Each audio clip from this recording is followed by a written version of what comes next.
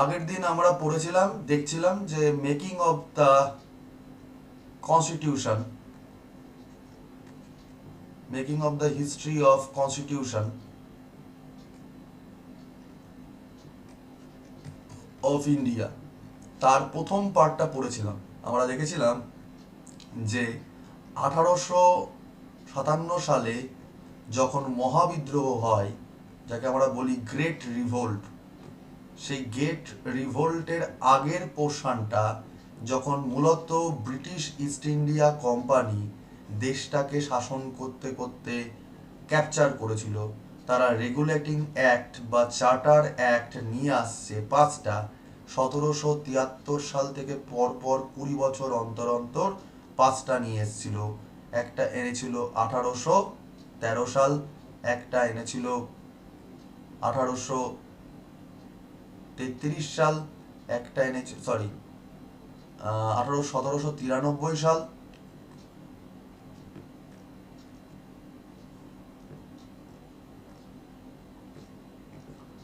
1793 সাল, 1813 সাল, 1833 সাল, 1853 সাল।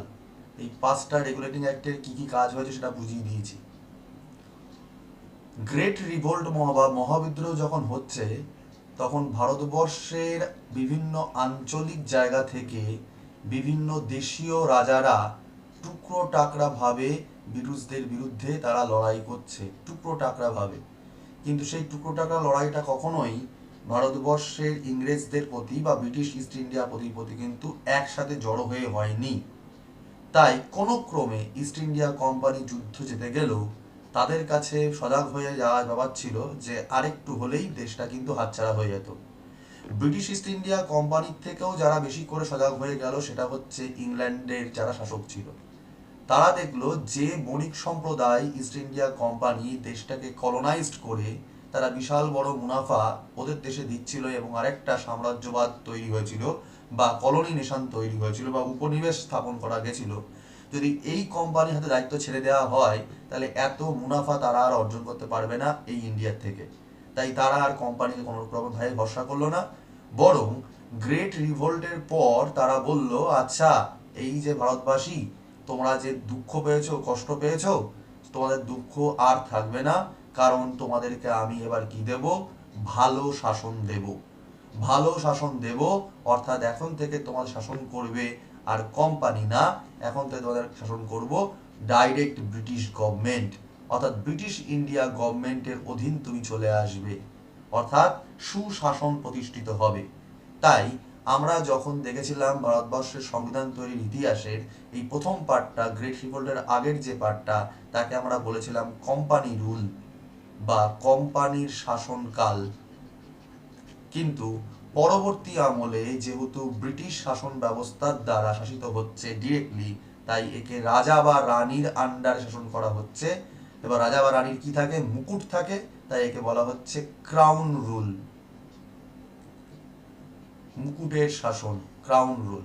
তাই 1858 থেকে যে আইন রূপান্তর করে কোম্পানি রুলের বদলে যে ব্রিটিশ শাসনতান্ত্রিক সম্রাজ্ঞীর আন্ডারে আসলো, তখন থেকে শুরু করে যতক্ষণ দেশ স্বাধীনতা পায়নি, অর্থাৎ 1947 অবধি যে শাসনতন্ত্র চলেছে, সেই শাসনতন্ত্রটা হচ্ছে ক্রাউন রুল।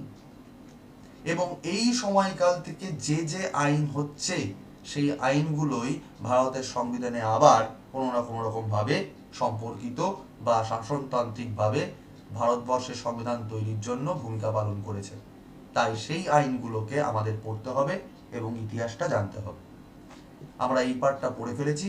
আজকে আমরা সেকেন্ড পার্ট, অর্থাৎ আফটার গ্রেট রিভোল্ট যে যে আইন এসে সেগুলো পড়ব এবং ভারতের সংবিধানের তৈরি প্রথম যে গঠন সেইগুলো পড়বো। একটু দ্রুত পড়তে হবে এবং একটু ডেট নিয়ে পড়তে হবে। ফারাক্সে আমরা শুরু করি। প্রথম যে আইনটার দ্বারা এই ইংরেজেরা তারা ভারতবাসীকে আশ্বস্ত করার চেষ্টা করছে যে তোমাদেরকে ভালো শাসনতন্ত্র দেব, সেই আইনটার নাম হচ্ছে Government of India Act, government of বা গভর্নমেন্ট অফ ইন্ডিয়া অ্যাক্ট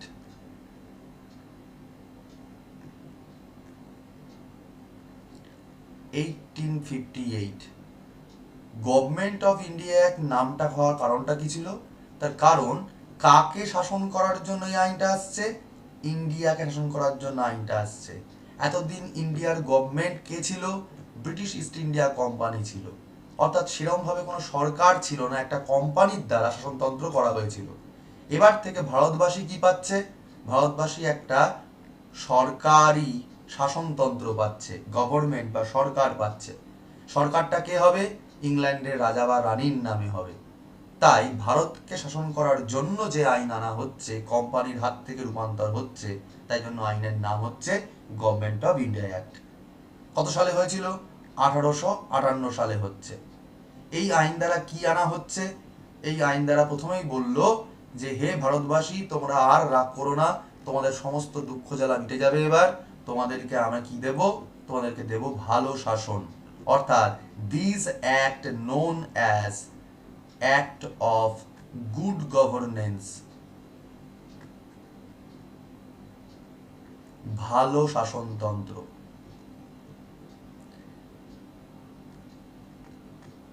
কোথায়? ইন্ডিয়াতে। এবার ভালো শাসনতন্ত্র দেবে ইন্ডিয়ার লোকগুলো যাতে আর বিদ্রোহ না করে। ভালো শাসনতন্ত্র বলতে এক্স্যাক্টলি কি বোঝানো হলো?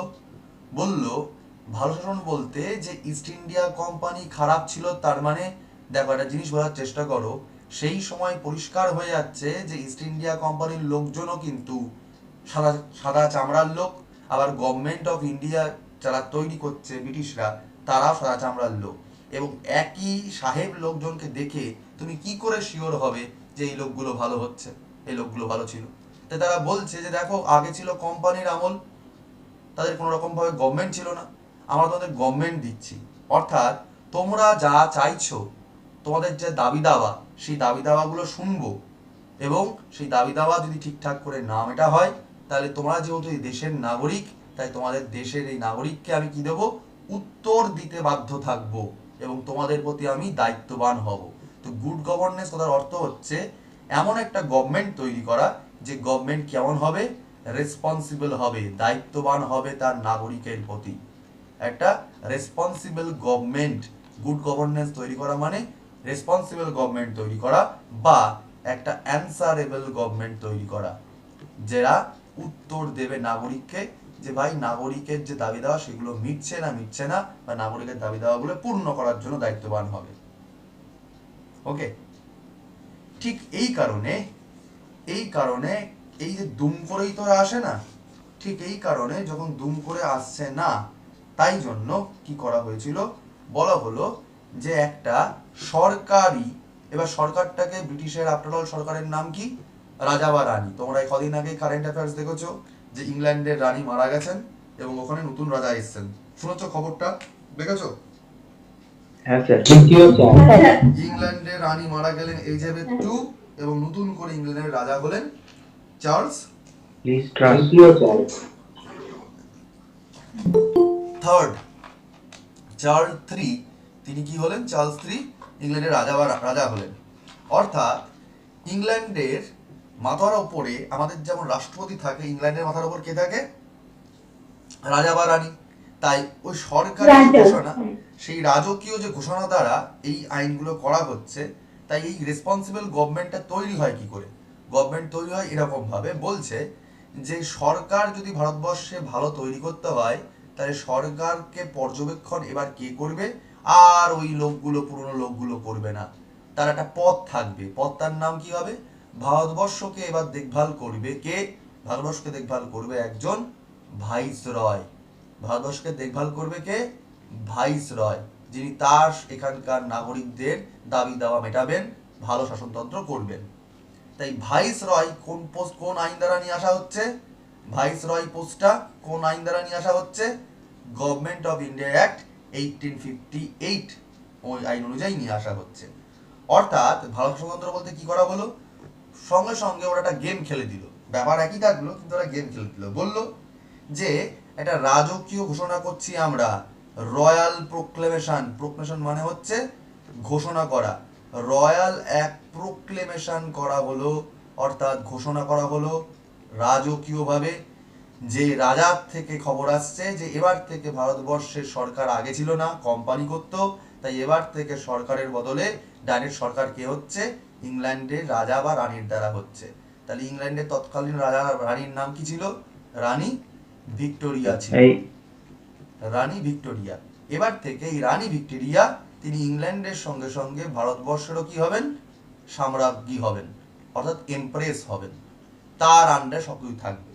কিন্তু এই রাজা বা রানীর আন্ডারে কে থাকে? গণতন্ত্র থাকে। গণতন্ত্র কোথায় আছে? তৎকালীন সময় ইংল্যান্ডে ছিল। তো গণতন্ত্র বলতে কি বোঝানো হয়? পার্লামেন্ট। তাহলে এটা কোথায় ছিল পার্লামেন্টটা? ব্রিটেনে ছিল। তাহলে মানুষের যে দাবি দাওয়াগুলো তারা সংসদে তুলবে, অর্থাৎ ব্রিটিশ পার্লামেন্টে তুলবে। অর্থাৎ রাজা বা রানী তাদের কাছে আওয়াজ তুলে দেবে কে? ইংল্যান্ডের পার্লামেন্ট, ইংল্যান্ডের সংসদ। এই ইংল্যান্ডের পার্লামেন্ট থেকে একজন এমপি, অর্থাৎ একজন মেম্বার অফ পার্লামেন্ট, তিনি কি হবেন? তিনি নিযুক্ত হবেন ডাইরেক্ট ভারতবর্ষকে পর্যবেক্ষণ করার জন্য, যেখানে ঠিকঠাক করে শাসনতন্ত্র হচ্ছে কিনা। তাকে বলা হচ্ছে ভারত সচিব, বা ইংরেজিতে বলা হয় secretary of state for India. অর্থাৎ ইন্ডিয়ার জন্য একজন ভারত সচিবকে নিয়োগ করা হচ্ছে, যিনি আসলে একজন ব্রিটিশ পার্লামেন্টের মেম্বার। অর্থাৎ তিনি পার্লামেন্টে গিয়ে আওয়াজ তুলবেন যে হে রানী বা হে রাজা, ভারতবর্ষকে শাসনতন্ত্র ভালোভাবে করো। তার মানে ইনি এবার কার কাছ থেকে অ্যান্সার নেবেন? শাসনতন্ত্র যদি ভুলভাল হয় তিনি অ্যান্সার নেবেন ওই ভাইসরয়ের কাছ থেকে। তার মানে ভাইসরয় যিনি কার্যক্ষেত্রে রিয়েল এক্সিকিউটিভ ভারতবর্ষের জন্য, তিনি অ্যান্সারেবল হয়ে যাচ্ছেন কার কাছে?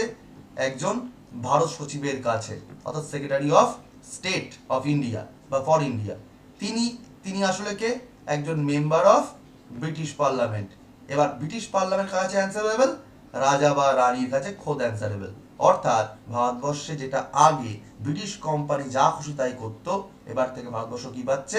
একটা নিয়ম মাফিক অ্যান্সারেবল, একটা রেসপন্সিবল গভর্নমেন্ট পাচ্ছে। তাই এটা গুড গভর্নেন্স অ্যাক্ট, তাই এটা ভারতবর্ষের গভর্নমেন্ট অফ ইন্ডিয়া অ্যাক্ট 1858। এটুকু ক্লিয়ার? ওদের যুক্তিটা বোঝা গেল? হ্যাঁ স্যার। কিন্তু ওরা গেমটা খেলে দিল অন্য। ওরা গেমটা খেলে দিল এই যে ভাইসরয় বলে যে পদটা আনলো, সেই ভাইসরয় পদটা আসলে কি? আগে যেটা কোম্পানির ছিল government of India, government of কি বলে, গভর্নর জেনারেল অফ ইন্ডিয়া যে পদটা ছিল, সেই পদটাকেই কনভার্ট করে দিল। ভাইসরয় পদটা আসছে কার জায়গাতে? যেটা আগে ছিল কি? Governor general of India. Governor general. Governor general of India যেটা ছিল সেটাই কনভার্ট করে দিল ভাইসরয়। আসলে একই কয়েনের এপিটোপিট দেখিয়ে দিল।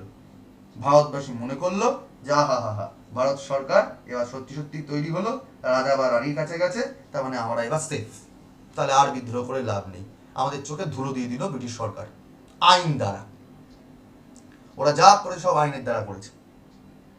এবার এত বড় দেশ আস্তে আস্তে একটা স্ট্রাকচার পেল, তার একটা সীমানা পাচ্ছে, নির্দিষ্ট সীমানা পাচ্ছে, ধীরে ধীরে আরো সাম্রাজ্যবাদী হচ্ছে, এখন আস্তে আস্তে একটা জায়গায় চলে এসছে। এইবার এই যে গভর্নমেন্ট অফ ইন্ডিয়া অ্যাক্ট 1851টা জারি হচ্ছে, কবে থেকে স্যার কার্যকরী হলো, অর্থাৎ কবে থেকে স্যার ইনঅ্যাক্টেড হলো? যদি খুব ডেপথ থেকে কোশ্চেন আসে তখন তুমি বলবে 1 নভেম্বর। কবে থেকে বললাম? 1 নভেম্বর 1858। 1 নভেম্বর থেকে এটা কার্যকরী হয়ে গেল। ঠিক আছে? অর্থাৎ ইস্ট ইন্ডিয়া কোম্পানির দ্বারা অধিকৃত যে ভারত ভূখণ্ড, সেটা এখন থেকে ডাইরেক্ট ইংল্যান্ডের মহারানী ভিক্টোরিয়ার দ্বারা পরোক্ষে শাসনতন্ত্র করা যাবে, শাসনতন্ত্র পরিচালিত হবে, যেটা ভাইসরয়ের নামে হবে। ওকে, তাহলে যখন 1857 সালে মহাবিদ্রোহ হচ্ছে, সেই সময় গভর্নর জেনারেল কে ছিলেন? এই সময় গভর্নর জেনারেল অফ ইন্ডিয়া কে ছিলেন? ক্যানিং ক্যানিং ছিল। লর্ড ক্যানিং ছিলেন। তাহলে তোমায় প্রশ্ন আসতে পারে ইতিহাসের পয়েন্ট অফ ভিউ থেকে যে মহাবিদ্রোহের সময় কার সময় মহাবিদ্রোহ হয়েছিল? লর্ড ক্যানিং এর সময় হয়েছিল। তাহলে ইনি হচ্ছেন শেষ, last governor general of India. তাহলে যদি বলা হয় এই পদটাই যদি কনভার্ট হয়ে যায়, যদি এটা লাস্ট হয়ে থাকে, তিনি কে? লর্ড ক্যানিং। তাহলে এই পদটাই যদি কনভার্ট হয়ে যায়, তাহলে লর্ড ক্যানিং এবার কি হবে? First viceroy viceroy. ভাইসরয় হয়ে যাবে, ফার্স্ট ভাইসরয় অফ ইন্ডিয়া হয়ে যাবে। ওকে, এবার এত বড় দেশটাকে ভাইসরয় একা শাসন করতে পারবে না, তাই এবার কি করলো ওরা, এবার ওরা করলো যে ভারতবর্ষকে যদি শাসনতন্ত্র করতে হয় তাহলে ইনি আসলে কে, ইনি আসলে কার আন্ডারে কাজ করছেন, ওই ভারত সচিবের আন্ডারে কাজ করছেন, অর্থাৎ সেক্রেটারি অফ স্টেটের আন্ডারে কাজ করছেন।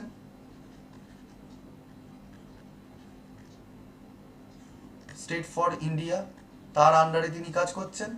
তাহলে ভারত সচিবের নিয়ন্ত্রণে কে থাকছেন, ভাইসরয়। তাই ভারত সচিবের নিয়ন্ত্রণে কি তৈরি করা হচ্ছে, যে ভাইসরয়কে হেল্প করার জন্য একটা এক্সিকিউটিভ বডি থাকবে যারা দেশটাকে শাসনতন্ত্র সামলাবে। এই এক্সিকিউটিভ বডি থাকার জন্য নিশ্চয়ই এক্সিকিউটিভ লোক থাকা দরকার, অর্থাৎ অফিসার থাকা দরকার। তাই জন্য কি আসছে, Indian civil service. Indian civil service যেটা আগেই চলে আসছিল, এবার ইন্ডিয়ান সিভিল সার্ভিস চলে আসছে কার আন্ডারে, ডাইরেক্ট কোম্পানির থেকে চলে আসছে ডাইরেক্ট এই সেক্রেটারি অফ স্টেটের আন্ডারে। ভারত সচিব এবার ডাইরেক্ট ইন্ডিয়ান সিভিল সার্ভিসকে কন্ট্রোল করছেন। অর্থাৎ এবার ভারতবর্ষে যারা আর কি বিভিন্ন প্রভিন্সে সচিব হচ্ছে, বিভিন্ন রকম ভাবে অফিসার হচ্ছে, এক্সিকিউটিভ হচ্ছে, এটা তোমরা হওয়ার চেষ্টা করছো স্টেট লেভেলে, সেটার ডাইরেক্ট নিয়ন্ত্রণ কারে থাকছে, ভারত সচিবের আন্ডারে থাকছে। এটুকু ক্লিয়ার? এবার হ্যাঁ স্যার। এইবার এইবার তাহলে ভারত সচিব কি করবেন, ভারত সচিব কি দেখবেন, ভারত সচিব উত্তর নেবেন ভাইসরয়ের কাছ থেকে। এবার এই ভাইসরয় তো একা দেশ শাসন করতে পারবে না, তাই ভাইসরয়কে কি দেয়া হবে, ভাইসরয়কে একটা আবার আইনি সাহায্য করার জন্য বা শাসনতান্ত্রিক এক্সিকিউটিভ সাহায্য করার জন্য কি তৈরি করে দেওয়া হবে, তৈরি করে দেওয়া হবে কাউন্সিল, যারা দেশের দাবি দাওয়াগুলো মেনে নিয়ম নীতি তৈরি করবে বা ল তৈরি করবে। তাই তৈরি হলো কি, ভাইসরয়ের আন্ডারে কাউন্সিল অফ ইন্ডিয়া। অর্থাৎ এই কাউন্সিল বা এই সভা কি করবে, এই সভা দেশ পরিচালনা করার জন্য নিয়ম নীতি তৈরি করবে, অর্থাৎ আইন তৈরি করবে। ঠিক আছে, অর্থাৎ তুমি ইংরেজিতে লিখে রাখতে পারো কি জন্য তৈরি হয়েছিল, ফর অ্যাডমিনিস্ট্রেটিভ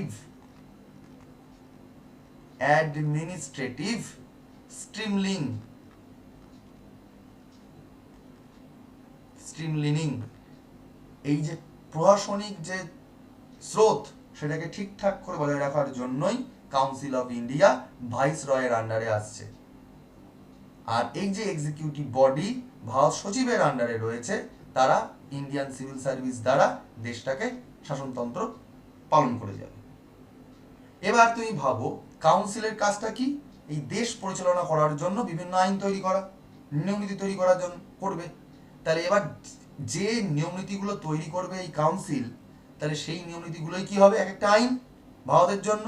তাহলে এরপর থেকে যে যে আইন আমরা দেখতে পাবো, সবকটা আইনের নাম কি পাবো আমরা, গভর্নমেন্ট অফ ইন্ডিয়া কিন্তু ডাইরেক্ট পাবো না, আমরা কি পাবো, কাউন্সিল অ্যাক্ট পাবো। অর্থাৎ এটা কোথাকার কাউন্সিল, ইন্ডিয়ার কাউন্সিল। তাই পরপর আমরা পরবর্তীকালে যে আইনগুলো পাবো সেগুলো পাবো ইন্ডিয়ান কাউন্সিল অ্যাক্ট। কি নাম হচ্ছে তাহলে, ইন্ডিয়ান কাউন্সিল অ্যাক্ট। কেন ইন্ডিয়ান কাউন্সিল অ্যাক্ট নামটার কারণ বুঝতে পারলে কি পারলে না? হ্যাঁ স্যার, বোঝা গেল। কারো কোনো ডাউট আছে? হ্যাঁ, আরেকবার একটু বলুন না। কোনটা বলবো বলো, কোন জায়গাটা? এই যে জায়গাতে কাউন্সিল অফ অ্যাকশন, এই জায়গা। দেখো প্যাচটা কি হলো, খুব সিম্পল।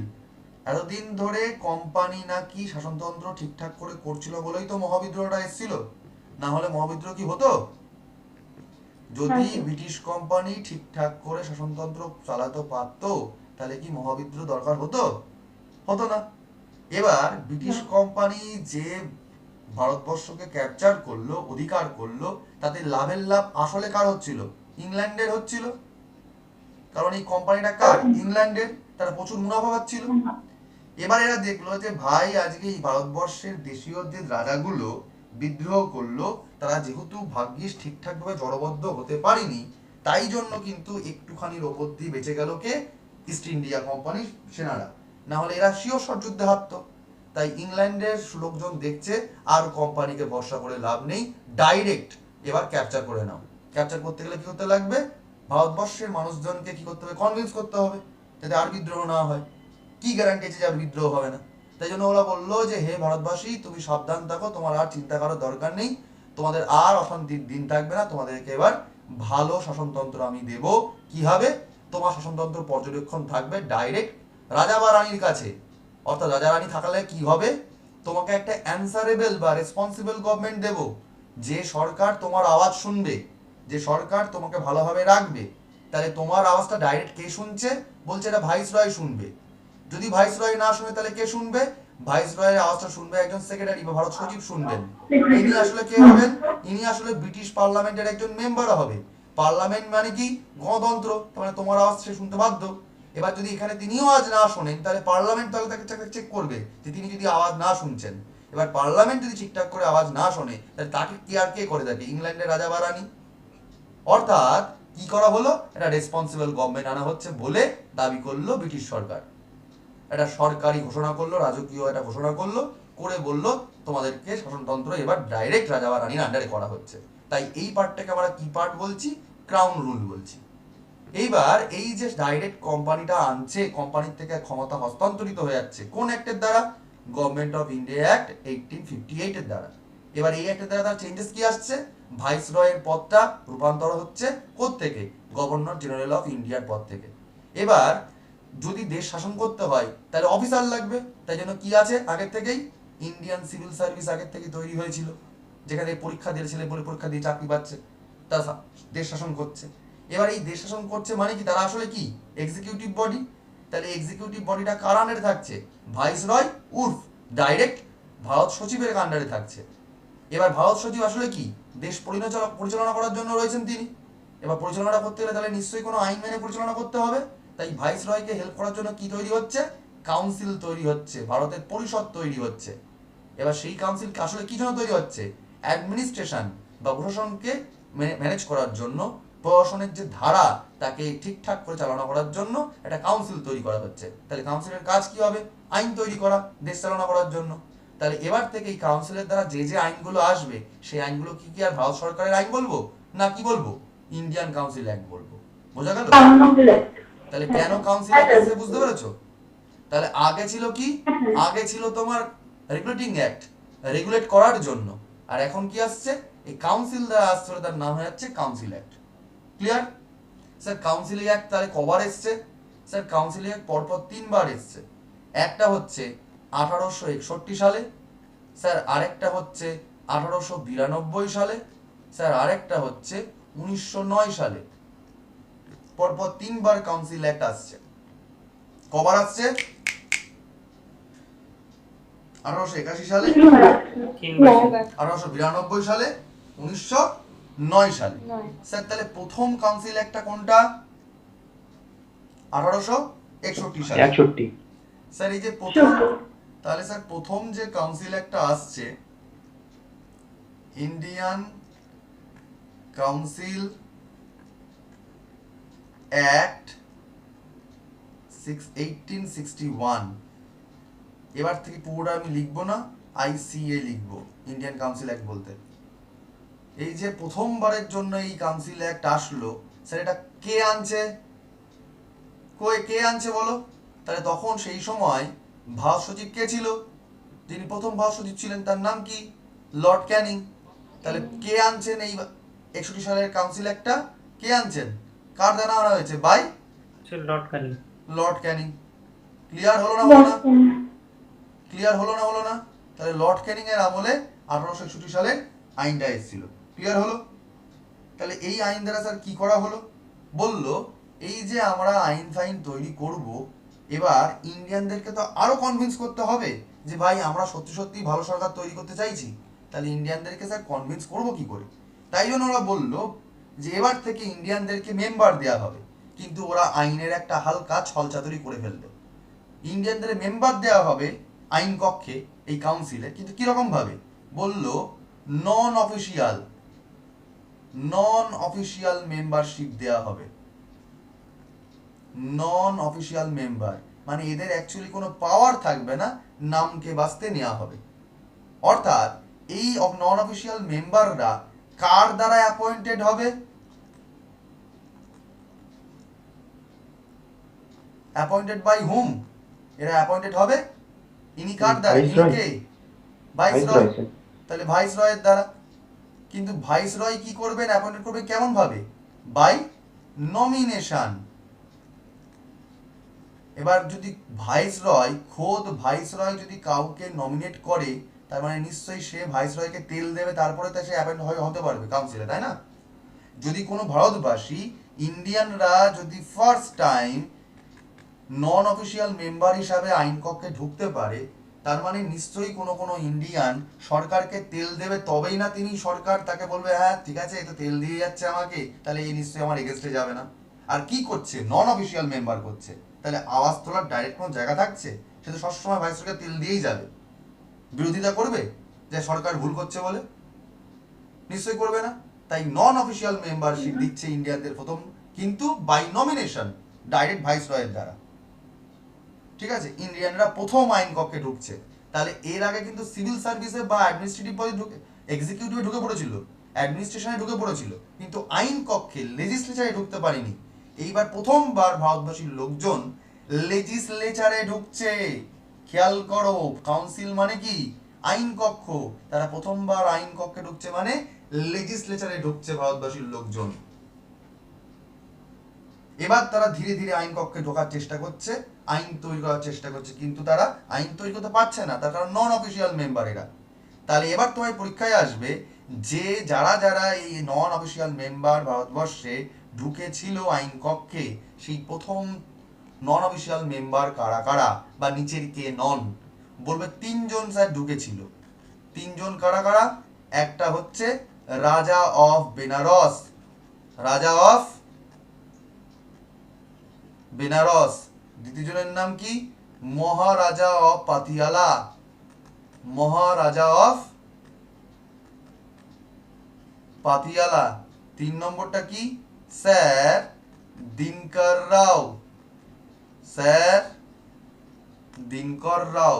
এই তিনজন ভাইসরয়ের দ্বারা নমিনেশন পেয়ে, নমিনেটেড হয়ে নন অফিসিয়াল মেম্বারশিপ পেয়েছিল ইন্ডিয়ান কাউন্সিলে। এটুকু হলো? এটুকু বোঝা গেছে? দ্বিতীয়ত কি হলো? দ্বিতীয়ত বললো এই আইন দ্বারা ডিসেন্ট্রালাইজেশন শুরু হলো, আবার ডিসেন্ট্রালাইজেশন স্টার্ট হলো ইন্ডিয়াতে। বিকেন্দ্রীকরণ, ডিসেন্ট্রালাইজেশন স্টার্টস আর স্টার্টেড করে দাও।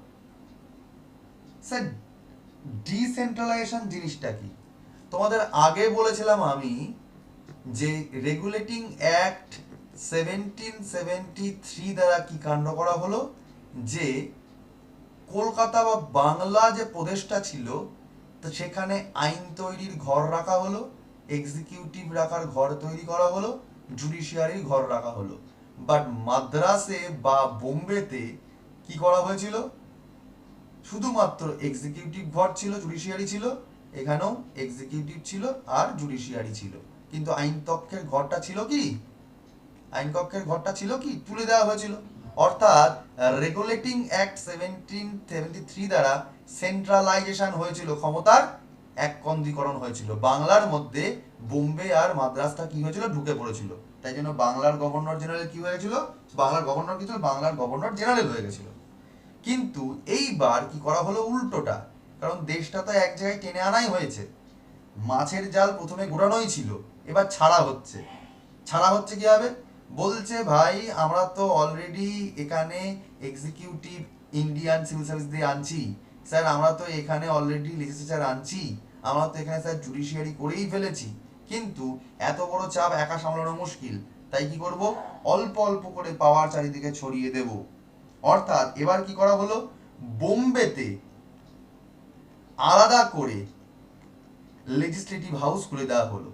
অর্থাৎ যেটা এক্সিকিউটিভ যেটা ছিল সেটা তো থাকছেই, জুডিশিয়ারি যেটা ছিল তো থাকছেই, এবার ছোট করে প্রভিন্সিয়াল বা প্রাদেশিক আইন কক্ষ বা পরিষদ তৈরি করে দেওয়া হচ্ছে। এখানেও তাই, মাদ্রাজেও তাই। এখানে আবার আলাদা আলাদা করে লেজিসলেচার, এক্সিকিউটিভ জুডিশিয়ারি করে দেওয়া হচ্ছে। কিন্তু মূল ক্ষমতা কেন্দ্র সরকারকে এখানে ভাইসরয়। তাহলে এইগুলো এবার কি হয়ে যাবে, যদি আলাদা আলাদা করে অঞ্চল থাকে তাহলে এখানে কি কি হয়ে যাবে স্যার, এগুলো হয়ে যাবে সব প্রভিন্সিয়াল গভর্নমেন্ট হয়ে যাচ্ছে। Provincial government, provincial government. তো প্রভিন্সিয়াল গভর্নমেন্ট মানে কি স্যার, মানে এখানে স্যার আলাদা করে কি করতে হবে, গভর্নর নিযুক্ত করতে হবে। গভর্নর নিযুক্ত করতে হবে, এদেরকে আমরা কি বলছি, ছোট লাট।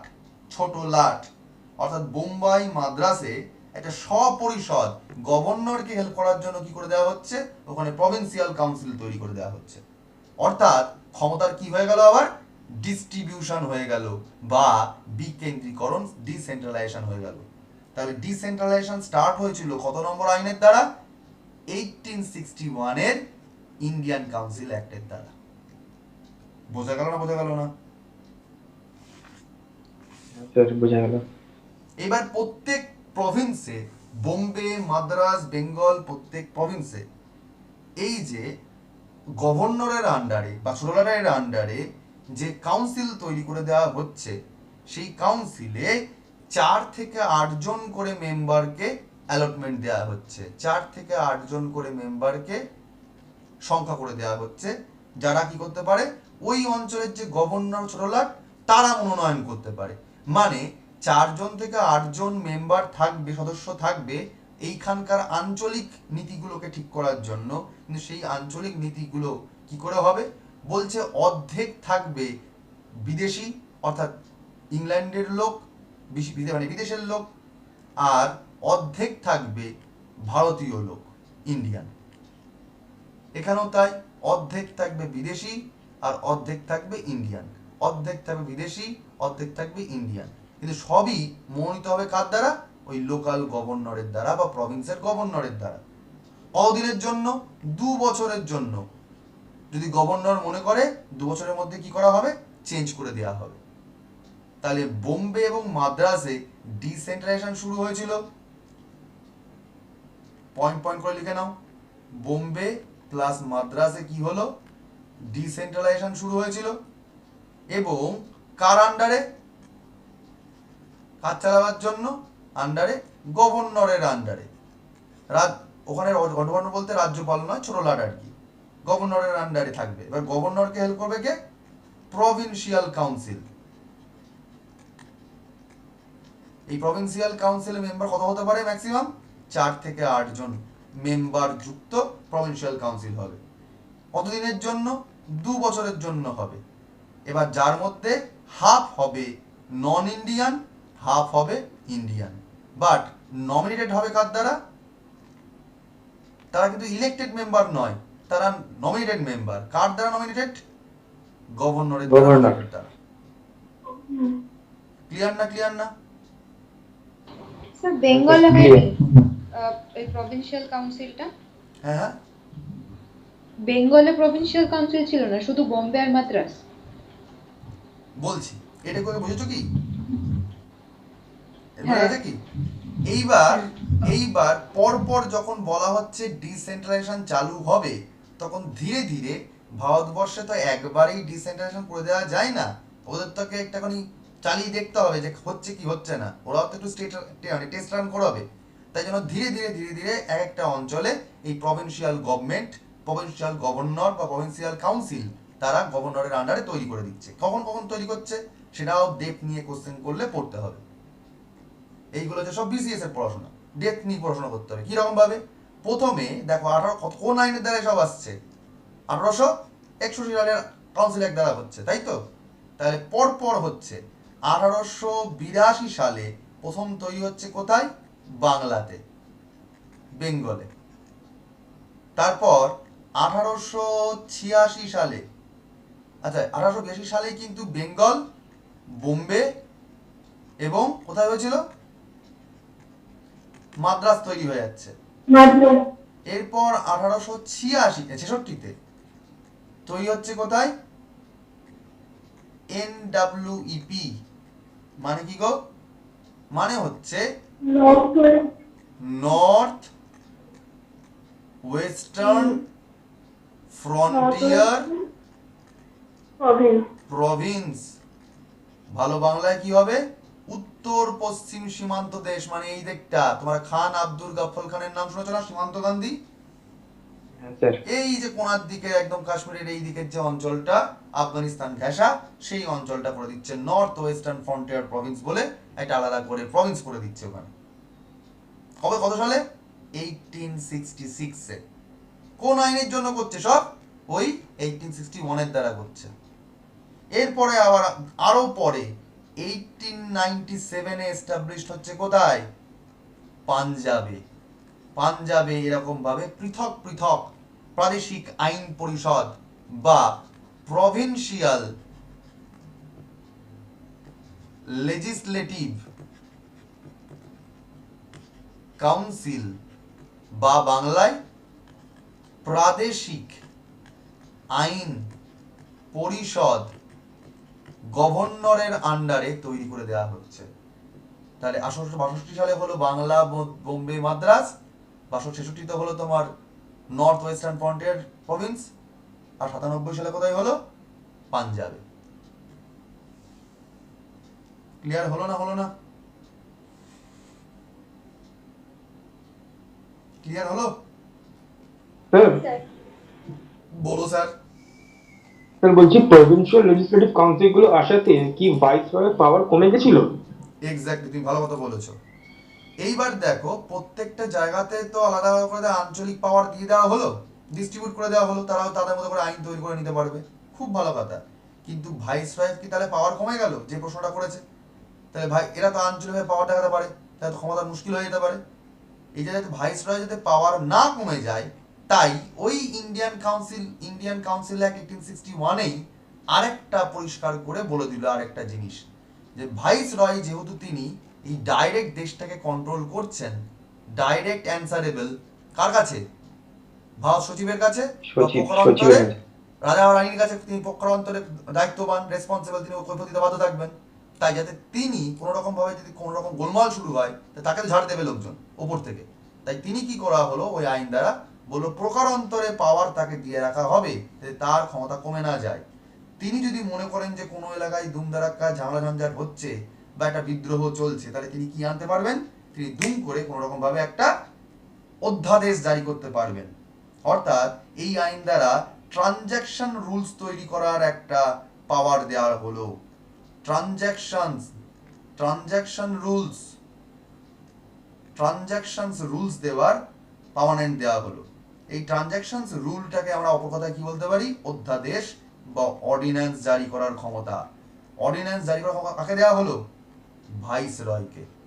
অর্থাৎ দুম করে তিনি যদি মনে করেন যে পাঞ্জাবে এটা করা যাবে না, এখানে এটা করা যাবে না, তিনি দুম করে একটা সরকারি আদেশনামা পাঠাতে পারেন, এবং সেটা মানতে কি হবে? সবাই বাধ্য থাকবে। তার মানে ব্যাপারটা কি হচ্ছে? সবকিছুই কেন্দ্রের দ্বারা কন্ট্রোল হচ্ছে না। আজকে ভারতবর্ষের সংবিধানে আমরা কি দেখতে পাই, বা আজকে ভারতবর্ষের ক্ষেত্রে আমরা কি দেখতে পাই? কেন্দ্র সরকার আফটার অল যা বলে দেবে প্রত্যেকটি জায়গাতে তাই মানতে বাধ্য। তো বিদ্রোহ করুক যাই করুক, কেন্দ্রের পাওয়ার তো বেশি, হ্যাঁ স্যার। কেন্দ্রের পাওয়ার তো বেশি। আজকে আমরা তাই তো দেখতে পাই। ঠিক ওই ব্যাপারটাই, এই যে আজকে কোথাও না কোথাও ওই যে যুক্তরাষ্ট্রীয় কাঠামো তখন তৈরি হয়নি, কিন্তু যে ডিসেন্ট্রালাইজেশন তৈরি হয়ে যাচ্ছে তার একটা প্রথম স্টেপ, ঠিক আছে? কিন্তু কেন্দ্রের দিকে যে ক্ষমতা ঝুঁকে রয়েছে, আসলে যে লাটাই অন্যের হাতে, সেই লাটাইটা করা হচ্ছে কার দ্বারা? এই অর্ডিন্যান্স জারি করার ক্ষমতা দিয়ে ভাইসরয়কে। তাহলে ক্ষমতা আদৌ কিছুই কমেনি ভাইসরয়। বোঝা গেল? হ্যাঁ স্যার। এবার হ্যাঁ, তুমি যেটা একটা বললে, কথা- এবার তুমি যেটা বলছো, দাঁড়া এক সেকেন্ড বলে নি। এবার তুমি বললে না, এই যে ভাইসরয় যাতে ক্ষমতা না কমে, ভাইসরয় তো এরা বুঝতে পারতো যে ক্ষমতা কমতে পারে, ডিসেন্ট্রাল হয়ে যেতে।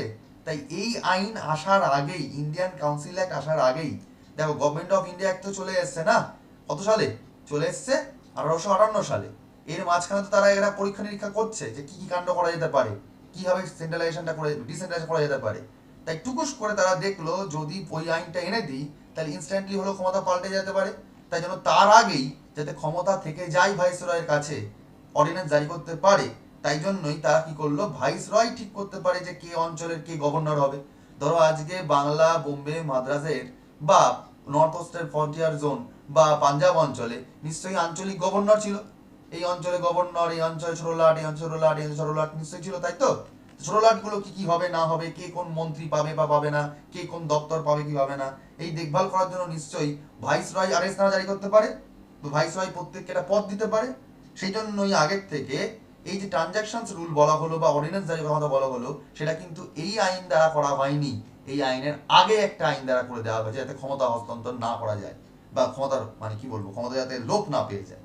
তাকে পপুলারলি পরীক্ষায় কোশ্চেন আসে পোর্টফোলিও সিস্টেম বলে। নাম শুনেছো পোর্টফোলিও সিস্টেম ইতিহাসে? হ্যাঁ এই পোর্টফোলিও সিস্টেমটা আসলেই এইটা, পোর্টফোলিও সিস্টেম মানেই এটা। যদি কঠিন পরীক্ষা দাও তাহলে তোমাকে এই ধরনের টার্ম দেবে, আর পপুলার টার্মটা হচ্ছে পোর্টফোলিও সিস্টেম। পোর্টফোলিও সিস্টেম মানে কি? পোর্টফোলিও সিস্টেম মানে যে কে কোথায় পোস্টিং হবে। মানে ধরো তোমাদের এখন বর্তমানে দেখতে পাও দুম করে মোদি বা আমাদের দিদি কি করেন, তিনি বিভিন্ন মন্ত্রকের মন্ত্রীদের রদবদল করে দেন না? যিনি কয়লা মন্ত্রী তিনি শিক্ষামন্ত্রী হয়ে যান, যিনি শিক্ষামন্ত্রী তিনি স্বাস্থ্যমন্ত্রী হয়ে যান। এই যে পোস্ট চেঞ্জেস করে দেয় কি দেয় না, মানে পোর্টফোলিও চেঞ্জ হয়ে যায়। এই যে পোর্টফোলিও সিস্টেম তার মানে কি, অর্ডিন্যান্স জারি করে তিনি করতে পারছেন, তার মানে তিনি ট্রানজাকশনস করতে পারতেন রুলগুলোকে, তার মানে আফটার অল শেষে লড়াই কাছে কাছে ক্ষমতা রয়েছে, এনার কাছে ক্ষমতা রয়েছে। তো এই পোর্টফোলিও সিস্টেম কবে লঞ্চ হয়েছিল? পোর্টফোলিও অ্যাক্টের দ্বারা। কত সালে সেটা? 1859-এ। অর্থাৎ ডিসেন্ট্রালাইজেশনের আগেই কিন্তু লড়াইটা তার হাতে রেখে দিয়েছেন, এবার তিনি ঘুড়ি ছেড়ে দিলেন যে ওর তুই। বোঝা গেল? বোঝা গেল? ইয়ারটা কি বললেন পোর্টফোলিও অ্যাক্টে? 1859। তাকিয়ে দেখো, মানে গভর্নমেন্ট অফ ইন্ডিয়া অ্যাক্টের দ্বারা কি করা হয়েছিল? গভর্নমেন্ট অফ ইন্ডিয়া 1858 এর দ্বারা ভাইসরয়ের জায়গায় ভাইসরয় আনা হলো গভর্নর জেনারেল থেকে। এবার একে পাওয়ার দেওয়ার জন্য কি করে দেওয়া হলো? পোর্টফোলিও সিস্টেমের আন্ডারে পাওয়ার দেওয়া হলো এনাকে। কোন আইনের দ্বারা? 1859 এ পোর্টফোলিও সিস্টেম অ্যাক্টের দ্বারা,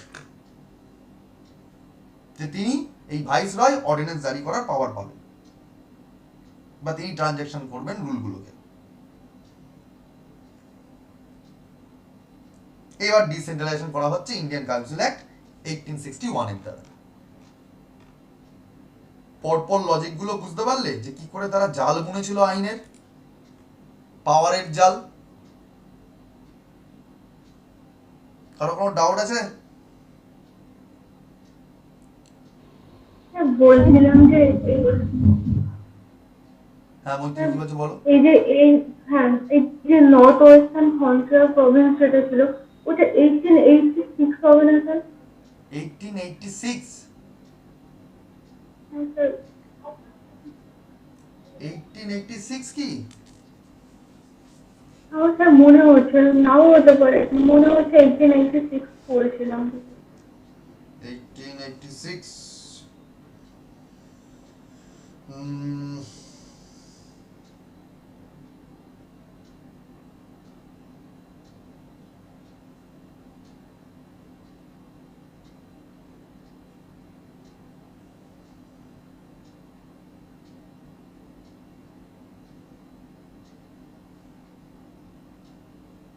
না গো,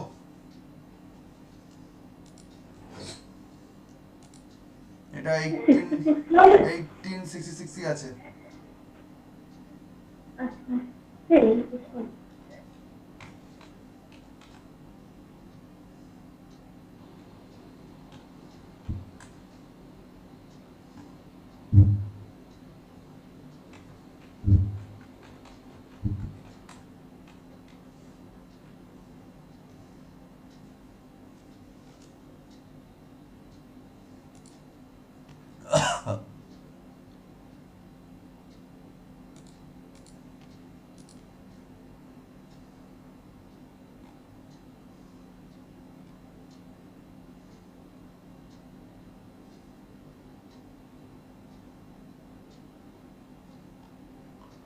এইটিন সিক্সটি সিক্সটি আছে গো।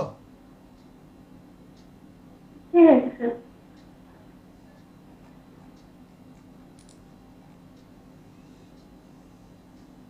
আচ্ছা আচ্ছা, পরে যাবো তাহলে আমি। হ্যাঁ, কারো কোনো প্রশ্ন আছে কিছু নতুন পড়ালাম? স্যার পাঞ্জাবের যেটা প্রভিন্সিয়াল লেজিসলেটিভ কাউন্সিল বললেন 1897-এ তৈরি হয়েছে, হুম। তার তার তো আগেই হচ্ছে সেকেন্ড ইন্ডিয়ান কাউন্সিল অ্যাক্ট এসে গেছিল না 92-তে? হ্যাঁ, সে তো আসছেই। মানে কি ক্ষমতা ধীরে ধীরে ধীরে ধীরে সেগ্রিগেট করা হচ্ছে, সে তো আসছেই, সে তো আমরা যাবোই এখন।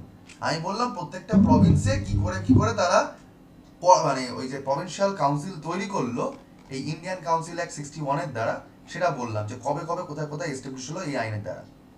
মানে ডিস্ট্রিবিউশনটা হলো পাওয়ারের, পাওয়ার ডিসেন্ট্রালাইজেশন বা পাওয়ার কি করে ডিস্ট্রিবিউশন হচ্ছে, মানে লেজিসলেটিভ হাউস কি করে তৈরি হচ্ছে, বুঝলে? তার মানে ফার্স্ট ইন্ডিয়ান কাউন্সিল অ্যাক্টের আন্ডারে মানে যদি আসে কোয়েশ্চেন, তার মানে এটা তো 61 এর আন্ডারে আসবে না, না? হ্যাঁ, ওটার দ্বারাই তো হচ্ছে।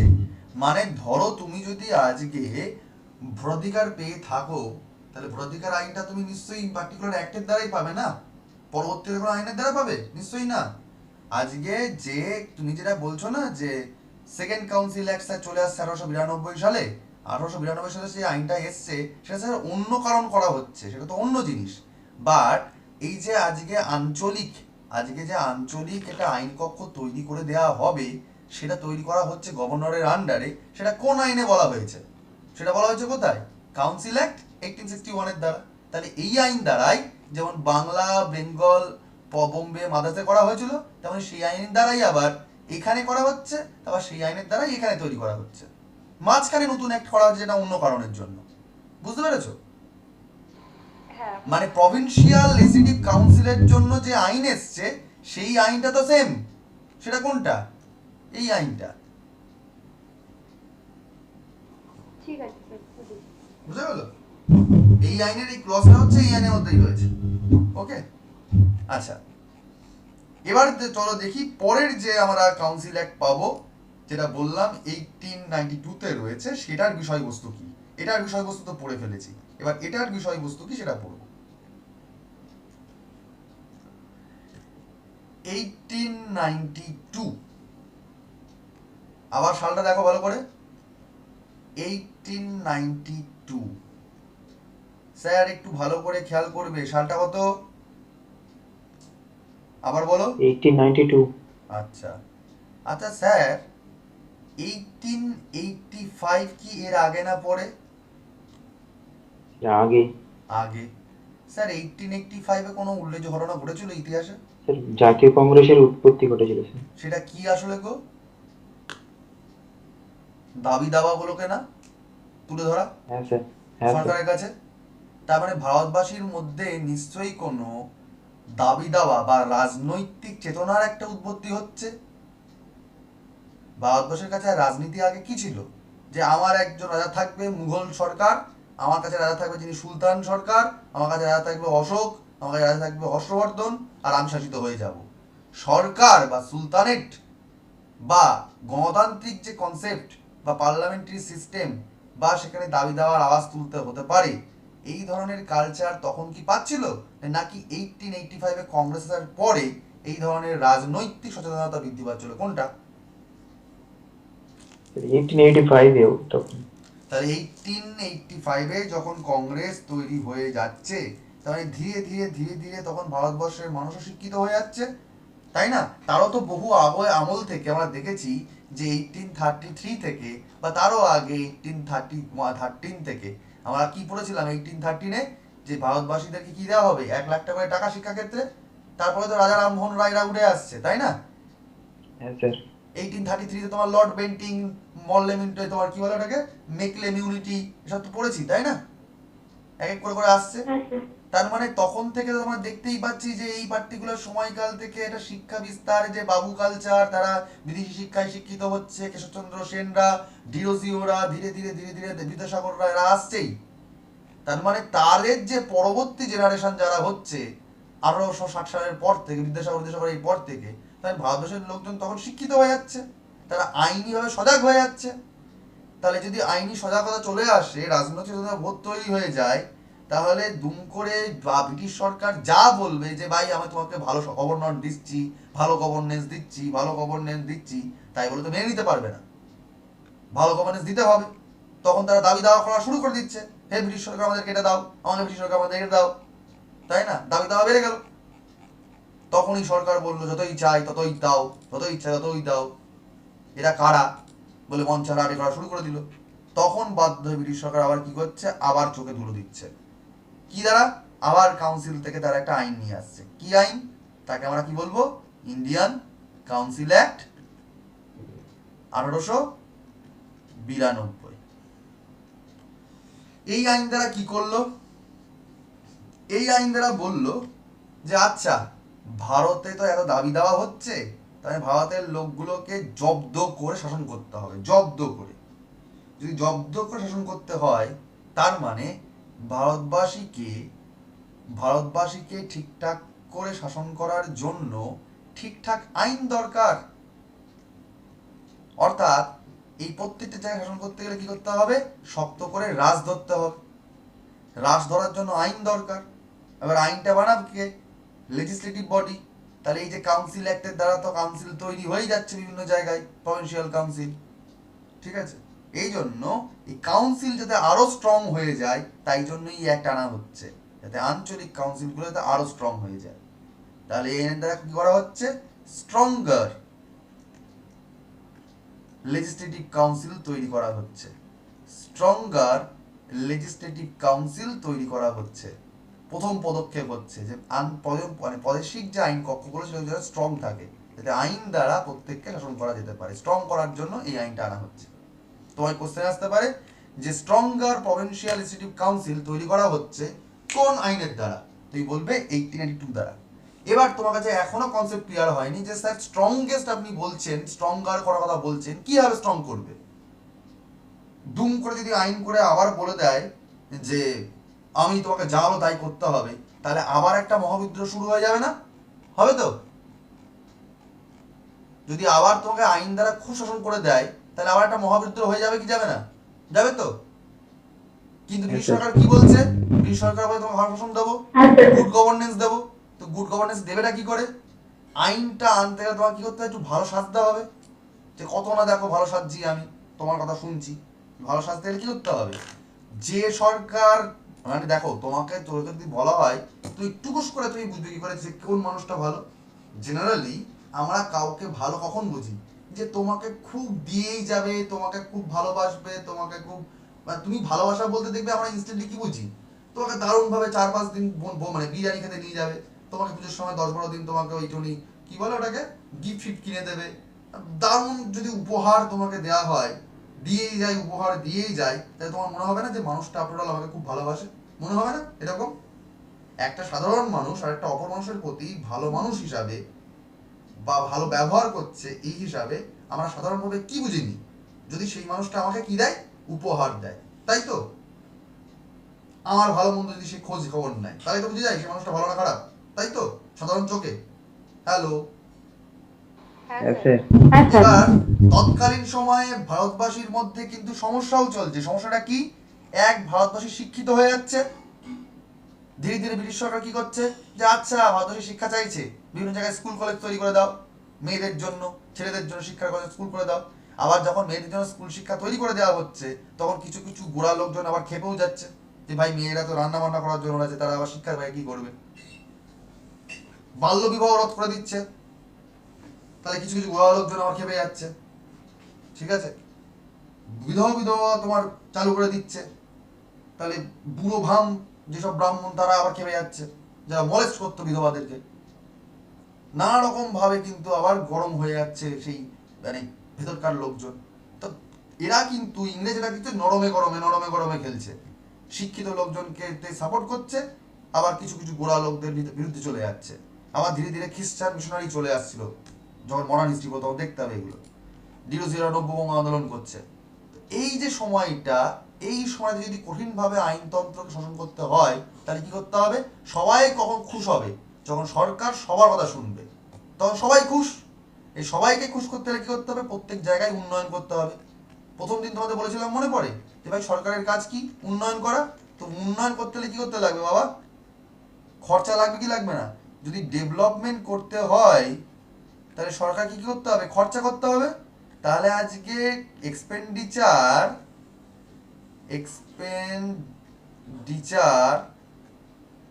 অফ ডেভেলপমেন্টাল পারপাস যদি করতে হয়, তাহলে ন্যাচারালি সরকারকে একটা ফর্দ করতে হবে না, যদি সরকার যে ডেভেলপমেন্ট করে তাহলে সরকার ভালো সরকার, আর সরকার যদি ভালো সরকার করতে হয় তাহলে সরকারকে কি করতে পারে, ফর্দ বানাতে হবে। অর্থাৎ দরকার পড়ে যাচ্ছে এবার সরকারে, দেখছে এতদিন ধরে ব্রিটিশ গভর্নমেন্ট কি করে যাচ্ছিল, শুধু টাকা, ইংল্যান্ডের টাকা শুধু শুষেই নিচ্ছিল। এবার দেখলো যদি দীর্ঘকালীন থাকতে হয় দেশে তাহলে কিছু দিতেও হবে। তারা কি করছে, ভালো গভর্নেন্স করার জন্য এবার তারা প্রথমবার বলছে যে আচ্ছা একটু ডেভেলপমেন্ট তো করতে হবেই, তাই জন্য আমরা কি করবো, এবার বাজেট ডিসকাস করব। তারা ভেরি ফার্স্ট টাইম ডিসকাস করছে কিসের, বাজেটের। বাজেট কোথায় ডিসকাস করা হয়, কোন অঞ্চলে কিসের দাবি দাওয়া সেগুলো সেই আঞ্চলিক সরকার বুঝবে, প্রভিন্সিয়াল কাউন্সিল বুঝবে। বাজেট ডিসকাস কোথায় হবে, প্রতিটা অঞ্চলে অঞ্চলে হবে। তার মানে কি হচ্ছে, স্ট্রঙ্গার লেজিসলেটিভ কাউন্সিল চলে আসছে। বুঝতে পেরেছো না বুঝতে পারোনি? হ্যাঁ স্যার, বুঝতে পেরেছি। কারোর কোনো রকম ডাউট? না sir. All clear? Answer clear. আচ্ছা, এবার দেখো যে প্রভিন্সিয়াল কাউন্সিল তৈরি হয়েছিল সেখানে মেম্বাররা কতজন থাকতে পারতো, অর্ধেক নন ইন্ডিয়ান অর্ধেক ইন্ডিয়ান, ম্যাক্সিমাম সংখ্যা 4 থেকে 8, তাই না? তাই তো?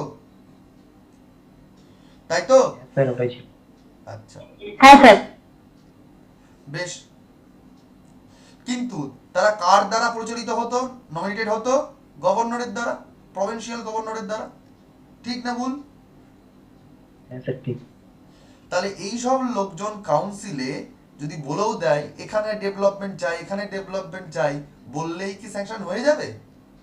আফটার অল প্রকারান্তরে কার কাছে ক্ষমতা রয়েছে, প্রভিন্সিয়াল গভর্নরের কাছে, তাই তো? প্রভিন্সিয়াল গভর্নর করে তোলাতে হবে। এবার প্রভিন্সিয়াল গভর্নর মানে তারা অ্যাডমিনিস্ট্রেটিভ এক্সিকিউটিভ। এরা কার দ্বারা রিক্রুট হয়, এরা স্যার ইন্ডিয়ান সিভিল সার্ভিস দ্বারা রিক্রুট হয়। স্যার এইটা কার আন্ডারে রয়েছে, স্যার এটা রয়েছে সেক্রেটারি অফ স্টেটের আন্ডারে। স্যার ইনি কাকে দিয়ে কাজ করান, তিনি ভাইসরয়কে দিয়ে কাজ করান। অর্থাৎ প্রকারান্তরে দেশ ডেভেলপমেন্টটা কে করছিল, ভাইসরয়। ভাইসরয়ের হ্যাঁ বা না ছাড়া কিছুই হবে না। বোঝা গেল কি গেল না? তাহলে আমরা পয়েন্টে কি লিখতে পারি, এই যে বাজেট ডিসকাশন হচ্ছে ঠিকই, কিন্তু উন্নয়নটা করা হবে শুধুমাত্র কি এখানকার কাউন্সিলের মেম্বারদের কথা শুনে না, তাদের কথা শুনে হবে ভায়া আক্স দ্য এক্সিকিউটিভ। যারা ওখানকার লোকাল শাসক তারা ওখানকার দাবি বুঝে, সে তাদের দাবি দাওয়া বুঝেই তারা সেখানে বাজেট ডিসকাশনটা অ্যাকচুয়ালি হতো। বুঝতে পেরেছো? এক্সিকিউটিভ বডি মানে কি, প্রভিন্সিয়াল গভর্নর এবং অন্যান্য যারা অফিসার ছিল তাদের দ্বারা হবে। তার মানে কন্ট্রোল কার দ্বারা হচ্ছে, প্রকারান্তরে ভাইসরয়ের দ্বারা হচ্ছে। বুঝলে না বুঝলে না? হ্যাঁ স্যার বুঝে।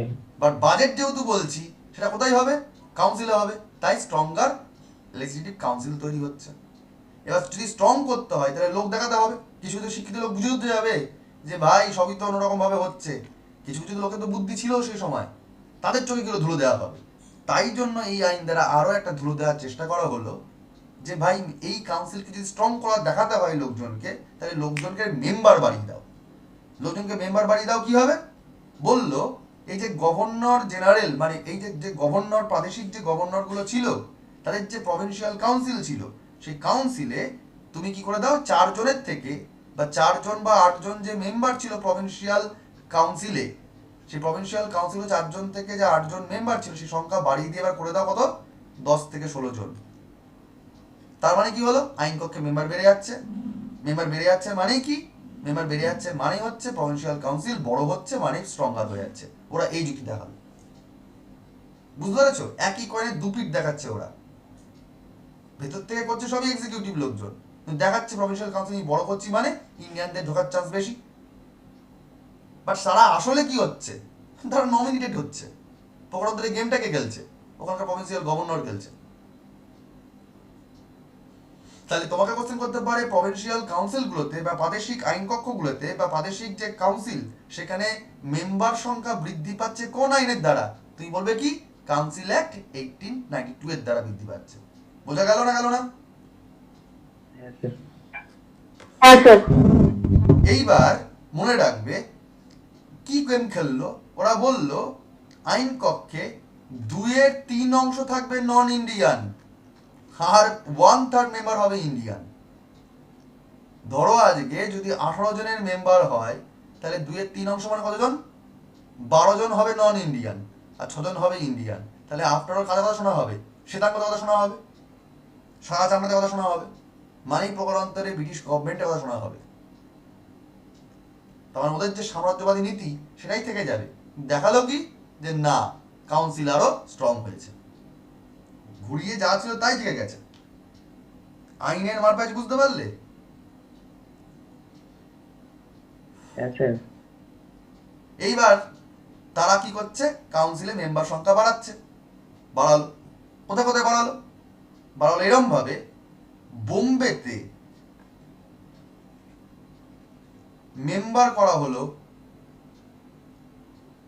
4 থেকে 20 জন, 4 থেকে 20 জনে সিট করে দেওয়া হলো মেম্বার। বাংলাদেশেও তাই, বেঙ্গলও তাই করে দেওয়া হলো। 4 থেকে মেম্বার, 4 থেকে যেটা 8 ছিল সংখ্যা বাড়িয়ে দেওয়া হলো 20 জন। ঠিক আছে? অযোধ্যা বলে ততদিনে প্রভিন্স চলে এসছে, আউধ, এবং নর্থ ওয়েস্টার্ন ফ্রন্টিয়ার কি বলে প্রভিন্স, তাই না? তাই তো বলছিলাম। হ্যাঁ, হ্যাঁ স্যার। সেখানে মেম্বার করে দেওয়া হচ্ছে 15 জন। অর্থাৎ প্রত্যেকটা কাউন্সিলে কি করা হলো? মেম্বারশিপ বৃদ্ধি করা হলো, বাড়িয়ে দেওয়া হলো। অর্থাৎ স্ট্রঙ্গার লেজিসলেটিভ কাউন্সিল তৈরি করে দেওয়া হলো। তাহলে তোমাকে যদি বাংলার পরীক্ষা হয়, সব বলতে পারে বাংলার প্রভিন্সিয়াল কাউন্সিলে 4 থেকে মেম্বার পেলে 20 জন হলো কোন আইনের দ্বারা? তুমি ঘুরি ফিরি সেই একই অ্যান্সার দেবে, 1892 ইন্ডিয়ান কাউন্সিল অ্যাক্ট বা ভারতীয় পরিষদীয় আইনের দ্বারা। বুঝলে কি বুঝলে না? বুঝলে কি বুঝলে না? হ্যাঁ স্যার, বুঝতে পেরেছি। এগোবো না এগোবো না? স্যার স্যার হ্যাঁ স্যার। বলছি স্যার, অযোধ্যা আর ওই নর্থ ওয়েস্ট ফ্রন্টিয়ার প্রভিন্সে দুটো মিলিয়ে 15 জন ছিল স্যার? না না না না, আলাদা আলাদা আলাদা আলাদা? 15 করে দেওয়া হলো। ও আলাদা আলাদা একটা প্রভিন্স করে দেওয়া হয়েছিল। তার ঠিক আছে। কারণ কি? তার কারণটাও তোমার মাথার মধ্যে খেয়াল রাখা উচিত ছিল। তুমি যখন মডার্ন হিস্ট্রি পড়ো তখন তুমি দেখবে যে অধীনতা মিত্রতামূলক নীতি ততদিনে চলে এসছে কি আসেনি? প্রথম কে গ্রহণ করেছিল? হায়দ্রাবাদের নিজাম না? হ্যাঁ স্যার। তারপরে কে করেছিল? আউট করেছিল না? হ্যাঁ, আউট। বোঝা গেল গেমটা? হাতারা। ততদিনে তো আউট হয়েই যাচ্ছে, বা সেটা কি হচ্ছে? প্রিন্সলি স্টেট হয়ে যাচ্ছে। বুঝা গেছে স্যার। গেম ধরতে পেরেছো এবার? হ্যাঁ স্যার, একটার সঙ্গে আরেকটা রিলেটেড। এক্স্যাক্টলি। ইতিহাসটা যদি ঠিকঠাক করে বোঝো আইনের চোখে, তবেই তুমি ইতিহাসটা অ্যাকচুয়ালি বুঝতে পারবে। ইতিহাসটা বোঝা যাবে, আবার আইনটা বোঝা যাবে যে কেন হচ্ছে। ক্লিয়ার এটুকু? হ্যাঁ স্যার। চলো পরেরটা। এরপরে আসছে, দেখো কি কি কাণ্ড হচ্ছে।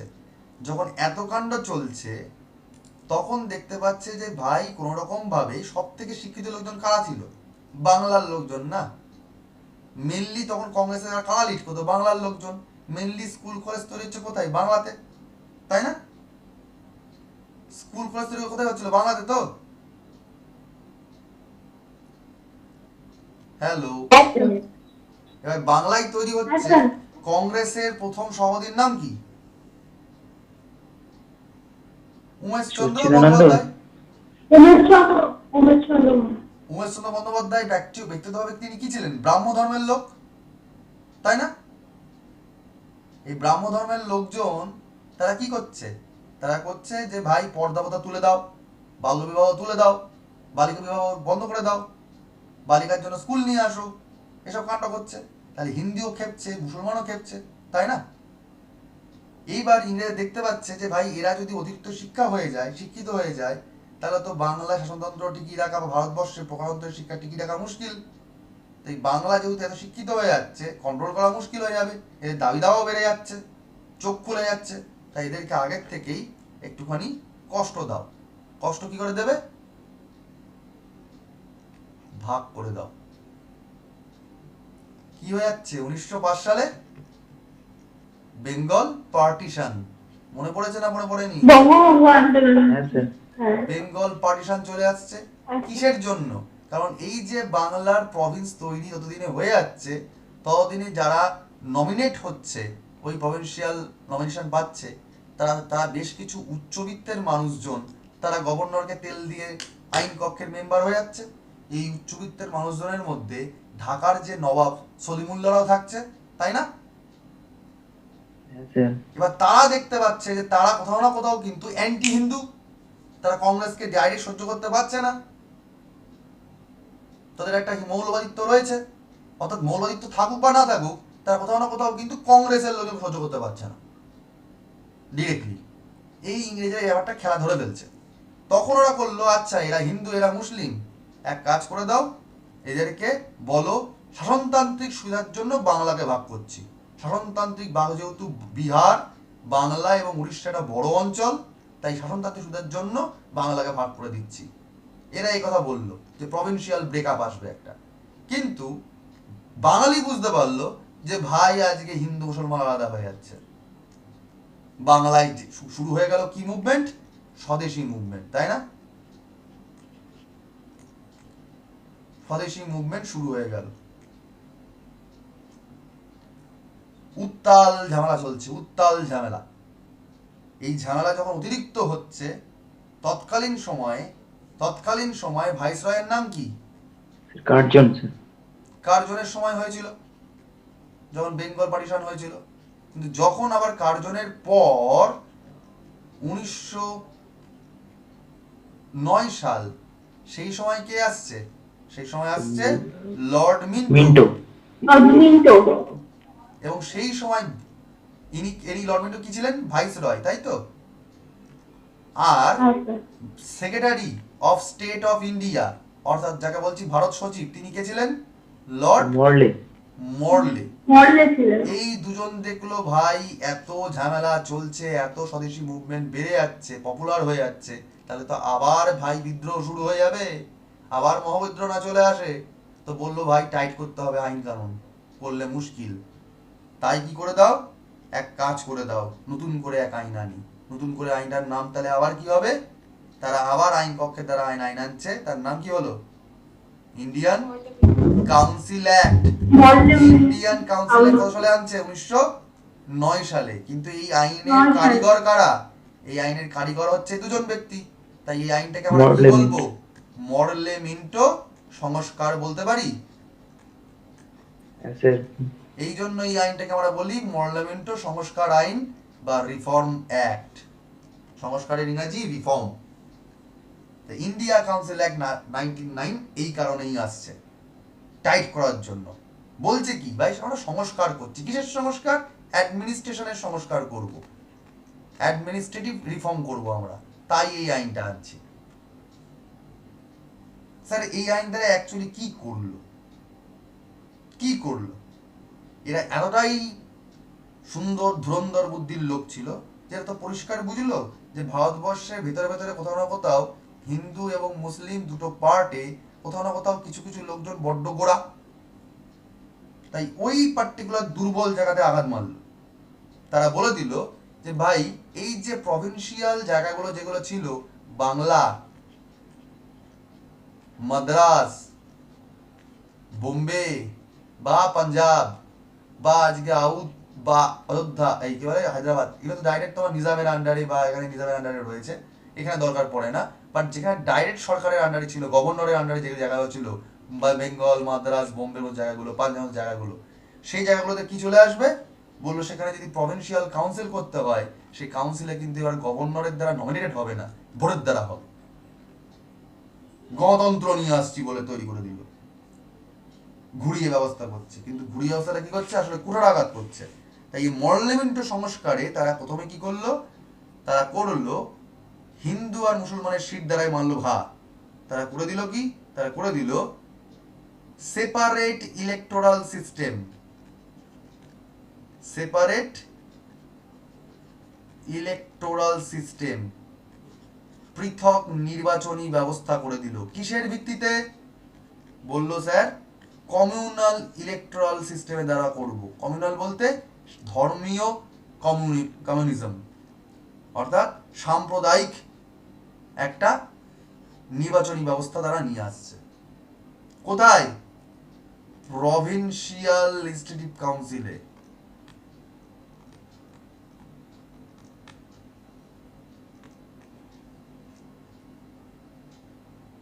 ঠিক আছে, যদি এবার হিন্দু এবং মুসলিমকে আলাদা আলাদা করে সিট দিতে হয় তাহলে কি বাড়াতে হবে? সিট সংখ্যা বাড়াতে হবে। তাই জন্য তারা কি করলো? আবার বৃদ্ধি করে দিল প্রভিন্সিয়াল লেজিসলেটিভ কাউন্সিলের মেম্বার সংখ্যা। তাহলে increase the number of members. কোথায়? In provincial legislative council. প্রত্যেকটি কাউন্সিলে আবার যদি হিন্দু মুসলমান আলাদা করে ইলেকটোরাল নিয়ে আসতে হয় তাহলে কি আনতে হবে? সিট সংখ্যা বাড়াতে হবে। তাই সিট সংখ্যা বৃদ্ধি করে দিল। ক্লিয়ার? সিট সংখ্যা বৃদ্ধি করে কি করছে? তো ততদিনে অনেক জায়গায় তোমার চলে আসছে কাউন্সিলরও, অনেক জায়গায় চলে আসছে। তাই তারা কি করলো? তারা বলল যে দেখো শুধুমাত্র প্রভিন্সিয়াল কাউন্সিলই বাড়াচ্ছে না, তারা আরো বাড়ালো কেন্দ্রীয় মানে সেন্ট্রাল প্রভিন্সিয়াল কাউন্সিল, যেটা খোদ ভাইস রয়ের আন্ডারে রয়েছে, সেখানেও তারা সিট সংখ্যা বাড়ালো। তারা বলল সেন্ট্রালের সংখ্যা হয়ে যাবে 60, যেটা 4 থেকে 8 ছিল, সে 60 করে দিল বাড়িয়ে। ঠিক আছে, আর এটা প্রভিন্সিয়াল কাউন্সিলের সঙ্গে সঙ্গে সেন্ট্রাল প্রভিন্সিয়াল কাউন্সিলও তারা করে দিয়েছিল, এই electoral separate electoral communal system করে দিল। তাহলে সেন্ট্রাল প্রভিন্সিয়াল কাউন্সিল তারা করে দিল 60 জন সিট সংখ্যা, আর বাদ বাকি যেগুলো গভর্নরের আন্ডারে ছিল রাজ্যগুলো, প্রভিন্সগুলো, প্রদেশগুলো, সেই প্রদেশগুলোতে সিট সংখ্যা বাড়িয়ে দিচ্ছে। কত করে বাড়াচ্ছে? বলছে বাংলার সিট সংখ্যা এবার হবে 50 জন, মাদ্রাজের হবে 50 জন, যুক্ত প্রদেশ অর্থাৎ ইউনাইটেড প্রভিন্স তখন হবে 50 জন, বোম্বাই হবে 50টা সিট, এবং উড়িষ্যাও যেহেতু ভাগ করে দিয়েছে বাংলা বিহার উড়িষ্যা, তাই উড়িষ্যায় কত হবে? 50টা, এবং বিহারেও হবে 50টা। অর্থাৎ এই সব জায়গাগুলোতে সব 50টা করে মেম্বার নিয়ে যাচ্ছে ধর্মের ভিত্তিতে। প্রত্যেকটা জায়গায় ধর্মের ভিত্তিতে লোকজনকে সিট সংখ্যাও বাড়াচ্ছে, ধর্ম ভিত্তিতে ইলেকটোরাল সিস্টেমও নিয়ে আসছে। এবার যখনই এই ধর্মের ভিত্তিতে সিট সংখ্যা হচ্ছে তখন আরো স্বদেশী মুভমেন্ট বেড়ে যাচ্ছে। তখন এই রাখি পূর্ণিমার জন্য ওই পালন করা হচ্ছে রাখি পূর্ণিমা। তখন রবীন্দ্রনাথ ঠাকুর লিখছেন 2-3টে বই, যেমন একটা হচ্ছে গোড়া, একটা হচ্ছে তোমার কি বলে, আরে বলো না, ঘরে বাইরে, চতুরঙ্গ, এরকম নানা রকম উপন্যাস তিনি লিখছেন স্বদেশী মুভমেন্টটাকে চালিয়ে রাখার জন্য। তিনি প্রকারান্তরে সাপোর্টও করছেন বঙ্গভঙ্গ আন্দোলন, বঙ্গভঙ্গ বিরোধী আন্দোলনকে। ঠিক আছে, জায়গাগুলো খেয়াল রাখার চেষ্টা করে একটুখানি। আর যেহেতু এই যে প্ল্যানটা মূলত কে করেছিলেন? লর্ড মিন্টো করেছিলেন। তাই লর্ড মিন্টোকে কি বলা হয়? লর্ড মিন্টোকে ঠিক এই কারণেই বলা হয় ফাদার অফ কমিউনাল ইলেকটোরেট। যেহেতু তিনি ভাগটা করছেন ধর্মের ভিত্তিতে, তাই জন্য বলা হয় এই যে পৃথক ধর্মের ভিত্তিতে নির্বাচনী ব্যবস্থা, তার জনক বলা হয় লর্ড মিন্টোকে, ফাদার অফ কমিউনাল সাম্প্রদায়িক ইলেকটোরেট। তার জনক হচ্ছে লর্ড মিন্টো। এই কনসেপ্ট আসলে লর্ড মিন্টো মাথা থেকে আসে, বজ্জাতের ডিম একটা। হলো? বোঝা গেল? হ্যালো,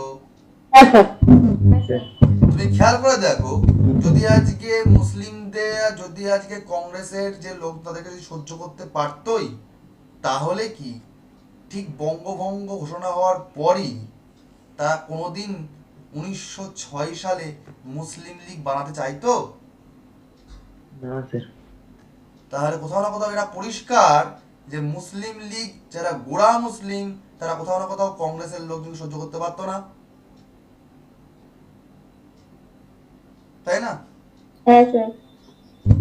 তাহলে এরা কোথাও না কোথাও কিন্তু এদের যে চিন্তা সেটা কিন্তু সেখান থেকেই কিন্তু কনসেপ্টটা পেয়ে যাচ্ছে কারা? এইখান থেকে কনসেপ্টটা পেয়ে যাচ্ছে এই মিন্টোর মতো লোকজন। মুসলিম লীগ যদি তৈরি না হতো তাহলে মিন্টো কিন্তু এই কনসেপ্ট পেত না।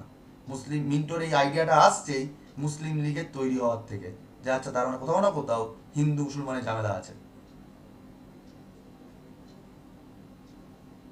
বুঝে গেল?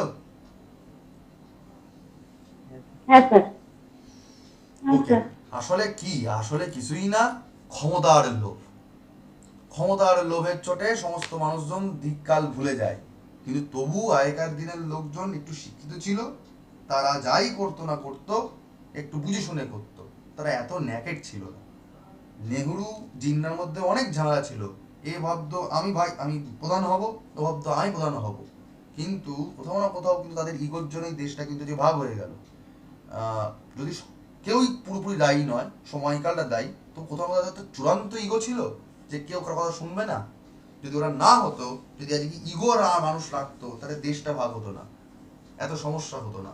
এটা ইগোর জন্য দেশ ভাগ পর্যন্ত হয়ে যেতে পারে বাবু, যে কেউ কারোর জায়গা ছাড়বে না, যে ও প্রধান হোক আমি অপ্রধান হই, সবাই প্রধান হওয়ার চিন্তা। ঠিক আছে? কিন্তু তারা কোথাও না কোথাও একটু হলেও পড়াশোনার শিক্ষিত লোকজন ছিল। আর এখনকার লোকজন গরু চুরি করে দিচ্ছে, বালি চুরি করে দিচ্ছে, যা তা কাণ্ড চলছে। যাই হোক, এই যে কাণ্ডগুলো করা হলো, লর্ড মিন্টো ডাইরেক্ট তো এই গেমগুলো খেলতে পারবেন না, তো উনি কি করলেন, উনি বললেন যে এক কাজ করো, এমন একটা কাজ করো যেখান থেকে অন্যরকম ভাবে দেখা যায় যে আইন কক্ষে যেমন মেম্বারদের বাড়িয়ে দিয়ে ভারতের মানুষদের কাছে আমরা খুব দেখালাম যে আহা হা আইন কক্ষে মেম্বারশিপ বাড়ছে এবং ভোটের মারফত তারা মেম্বার হতে পারছে, আর আমরা দয়লাক্ষিণ্য করছি না, নমিনেট করছি না। ঠিক আছে? তার মানে এবার এক্সিকিউটিভ এতদিন ধরে কি ঠিক ছিল, এক্সিকিউটিভ বডি কন্ট্রোল হতো কার দ্বারা? কন্ট্রোল হতো ভাইস রয়ের দ্বারা, তাই না? ইন্ডিয়ান সিভিল সার্ভিস কার এই দপ্তরটা কার আন্ডারে ছিল গো? ইন্ডিয়ান সিভিল দপ্তরটা ছিল সেক্রেটারি অফ স্টেটের আন্ডারে। সেক্রেটারি অফ স্টেট কার পরামর্শে চলতো? ভাইস রয়ের পরামর্শে চলতো, তাই না? এই ভাইস রয় বরন্তে সিনিয়র কন্ট্রোল করতেন। বলা হলো এবার আর এই কন্ট্রোলটা ডাইরেক্ট সাদা চামড়া লোককে দিয়ে করাবো না, আমরা না এখানেও একটা প্রথম ইন্ডিয়ানকে ঢুকিয়ে দিই। তাই এরা কি করলো, বললো যে একজন প্রথম ইন্ডিয়ানকে এই এক্সিকিউটিভ কাউন্সিলের মেম্বার করে দিই, যে অ্যাডমিনিস্ট্রেশনেও মেম্বারশিপ নিতে পারবে। তাহলে এই আইন দ্বারা কি করা হলো, provided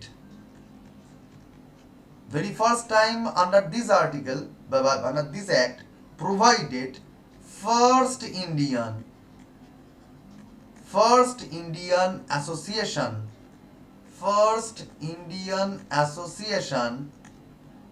to whom? To join the viceroy's executive council,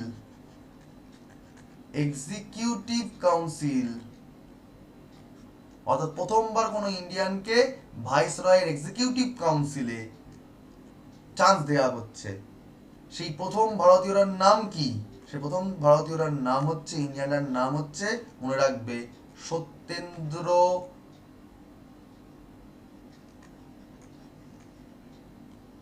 প্রসাদ সিনহা। কি নাম? সত্যেন্দ্র প্রসাদ সিনহা। এবার তোমায় যদি কোশ্চেন করা হয় যে নিচের কোন ব্যক্তি এক্সিকিউটিভ কাউন্সিলের প্রথম ভারতীয় হিসাবে মেম্বারশিপ পেয়েছিলেন, চারটে অপশন দিল, বলল রাজা অফ বেনারস, রাজা অফ পাতিয়ালা, স্যার দিনকর রাও এবং সত্যেন্দ্রনাথ প্রসাদ সিনহা। তাহলে অ্যান্সার কি হবে? সত্যেন্দ্র প্রসাদ সিনহা। তোমায় যদি কোশ্চেন করে বলা হয় যে নিচের কোন ব্যক্তি লেজিসলেটিভ কাউন্সিলের মেম্বার ছিলেন না, option Raja of Benares, Maharaja of Patiala, sir Dinkar Rao এবং সত্যেন্দ্র প্রসাদ সিনহা। তাহলে অ্যান্সার কি হবে?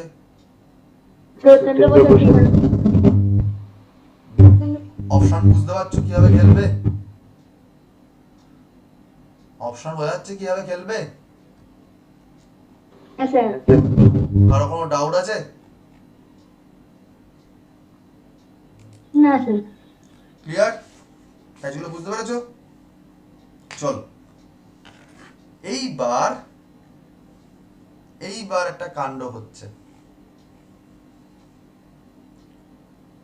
1914 সালে কি হচ্ছিল গো?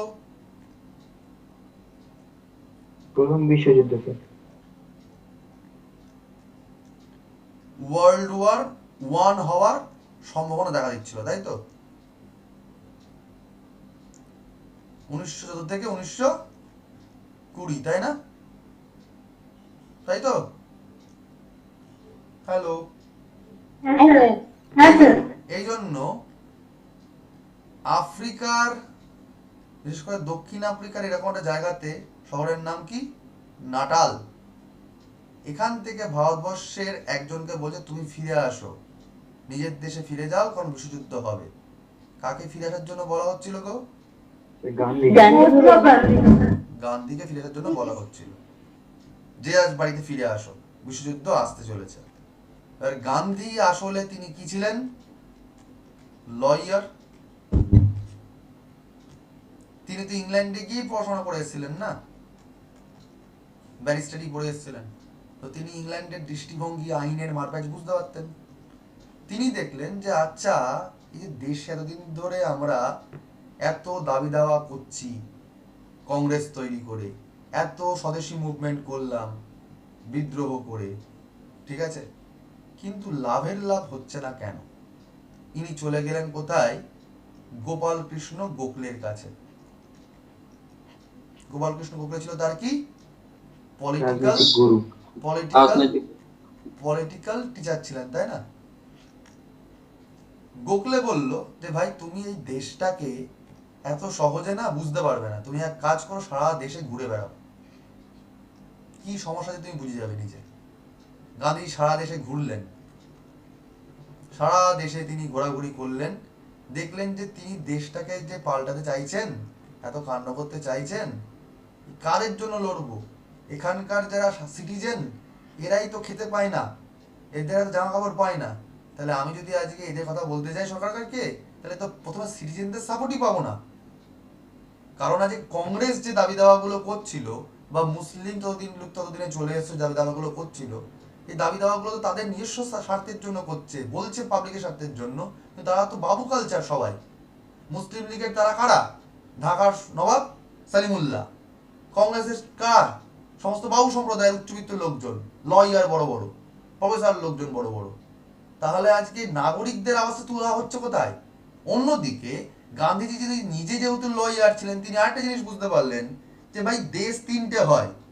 একটা দেশ হয় যাকে আমরা পুরোপুরি বলতে পারি পরাধীন, কলোনি, সে পুরোপুরি অন্যের দ্বারা পরিচালিত। আরেকটা হয় ডমিনিয়ন স্ট্যাটাস, অর্থাৎ এই অঞ্চলের লোকজন তারা আইন তৈরি করবে, নিজেরা শাসন করবে, কিন্তু পারমিশন নেবে অন্যের লোকের কাছ থেকে, অর্থাৎ ইংল্যান্ডের কাছ থেকে পারমিশন নেবে। আর কলোনি হচ্ছে পুরোপুরি ইংল্যান্ডের দ্বারা কন্ট্রোলড। আরেক ধরনের দেশ হয় যে স্যার আমরা কমপ্লিটলি ইন্ডিপেন্ডেন্ট,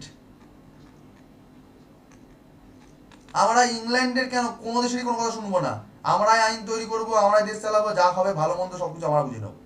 তো দেখলো আমরা তৎকালীন সময় ইন্ডিয়া পুরোপুরি কি রয়েছে? কলোনি রয়েছে। এই কলোনি থেকে যদি ইন্ডিপেন্ডেন্ট যেতে চাই, তাহলে মাঝখানে একটা পিলার চলে দাঁড়াচ্ছে ডমিনেন্ট স্ট্যাটাস। গান্ধীজি বুঝলেন যে এরকম করে আমরা স্বাধীনতা চাইতে পারবো না, এ পেয়ে আমাদের কোনো লাভ হবে না, আমাদের চাই কি?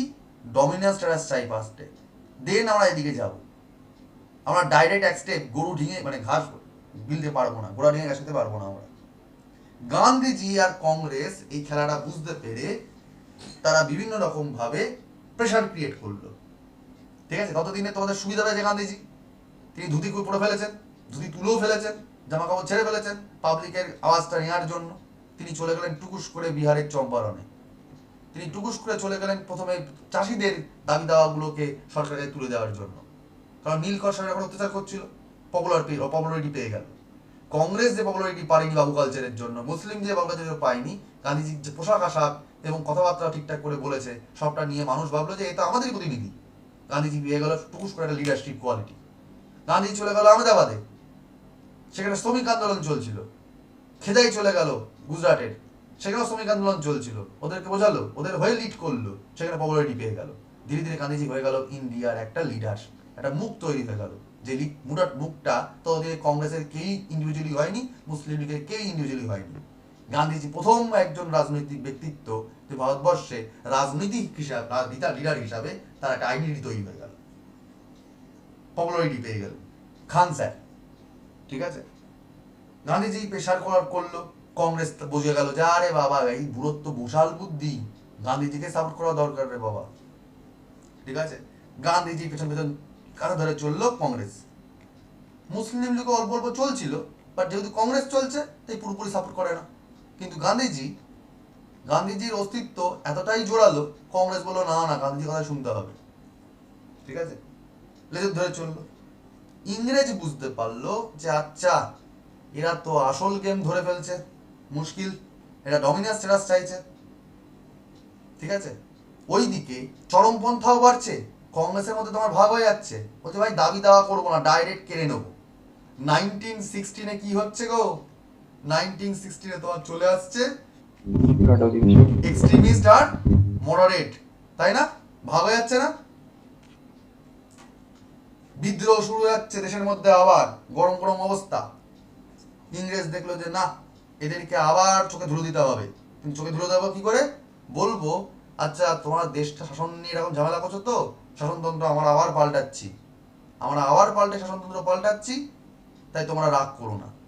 ঠিক আছে, আর গান্ধীজিকে বললো যে বাবা তুমি তো প্রথমবার আমাদের সাপোর্ট করেছিলে ফার্স্ট ওয়ার্ল্ড ওয়ারে। গান্ধী সাপোর্ট করেছিল কেন ওয়ার্ল্ড ওয়ার 1-এ ইন ব্রিটিশ গভর্নমেন্টকে? তার কারণ উনি চেয়েছিলেন ডমিনেন্স স্ট্যাটাস। উনি ভাবলেন যদি আজকে ব্রিটিশকে সাপোর্ট করে দিই তাহলে হয়তো ব্রিটিশ সরকার খুশি হয়ে আফটার ওয়ার্ল্ড ওয়ার 1 কি দিয়ে দেবে, ডমিনেন্স স্ট্যাটাস দিয়ে দেবে। কিন্তু দেখলেন যখন তিনি দিল না, যখন দেখলেন তিনি দিল না, তখন তিনি বিদ্রোহ করা শুরু করছেন, সেটা পরে দেখব। কিন্তু তিনি চাইছেন ডমিনেন্স স্ট্যাটাস, কংগ্রেসের ডমিনেন্স স্ট্যাটাস চাইছে, এদিকে এক্সট্রিমিস্ট মুভমেন্ট চলছে, তোমার মানে সশস্ত্র বিপ্লব চলছে। ইংরেজ বলছে যে ঠিক আছে চোখে ধুলে দিতে হবে, তাই ইংরেজ লোকজন আবার চোখে ধুলে দেওয়ার জন্য নতুন একটা আইন আনছে, শাসনতান্ত্রিক সংস্কার করছে, আবার বলছে গুড গভর্নেন্স দেব। তাই জন্য এরপরে আবার গুড গভর্নেন্স দেওয়ার জন্য কি আইন আনছে? Government of India act. এতদিন পর আবার গভর্নমেন্ট অফ ইন্ডিয়া অ্যাক্ট আসলো, কারণ কি? ওই গুড গভর্নেন্স দেওয়ার জন্য।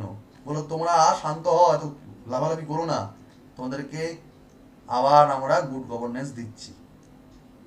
কি দ্বারা দেব? এই কি দ্বারা দেব এই বুদ্ধিরা তখন আনলেন দুজন ব্যক্তি। একজন হচ্ছেন মন্টেগু, আরেকজনের নাম কি? চেমসফোর্ড। চেমসফোর্ড। এরা বলল আমরা আবার অ্যাডমিনিস্ট্রেটিভ রিফর্ম করব, আমরা আবার গুড গভর্নেন্স দেবো, তোমার খেপে যেও না, শান্ত হও, ডমিনেন্স স্ট্যাটাস তোমাদের দিচ্ছি। ঠিক আছে, আগে তো মাল বিক্রি হোক তারপরে দেখছি।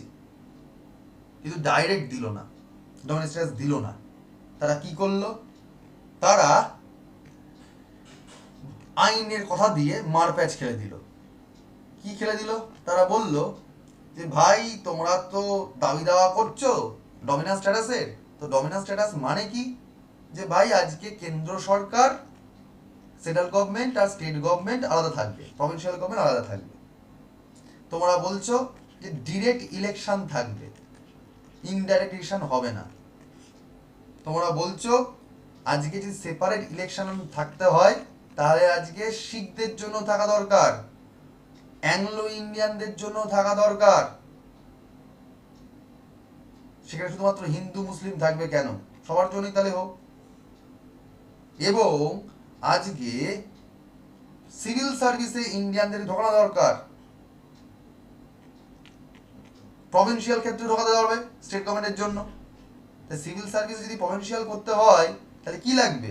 তাই লাগবে দুটো সিভিল সার্ভিস, একটা স্টেট পিএসসি লাগবে, পাবলিক সার্ভিস কমিশন, স্যার আরেকটা লাগবে কি? সেন্ট্রাল পাবলিক সার্ভিস কমিশন, যারা আর কি অল ইন্ডিয়া সার্ভিস করবে, সেন্ট্রাল পিএসসি লাগবে আর স্টেট পিএসসি লাগবে দুটো। এইসব নানাভাবে, এবং আজকে কেন্দ্রের জন্য বাজেট হবে এক, আর রাজ্যের জন্য স্টেট লেভেলে বাজেট হবে এক। প্রভিন্সিয়ালাইজ করতে হবে, সেন্ট্রালকে বাজেট করে দিলে হবে না, স্টেটের কাজ আলাদা বাজেট করতে হবে। ঠিক আছে, এরকম নামই দাবা দাবা করেছিল। এবং আবার দাবি দাবা কি করেছিল, যে যেমন ব্রিটিশে তোমার রয়েছে দুখানা হাউস, একটা হচ্ছে আপার হাউস, লোয়ার হাউস, তেমনভাবে এখানেও লোকসভা রাজ্যসভা করতে হবে, তবেই তো ডমিনেন্ট স্ট্যাটাস হবে। ঠিক আছে, এইগুলো দাবি দাওয়া করেছিল কংগ্রেসের, গান্ধীজি এবং কংগ্রেস। মন্টেগু চেমস্কি বলছে আচ্ছা তোমাদের দাবি দাওয়াগুলো মানছি, আমরা মানবো।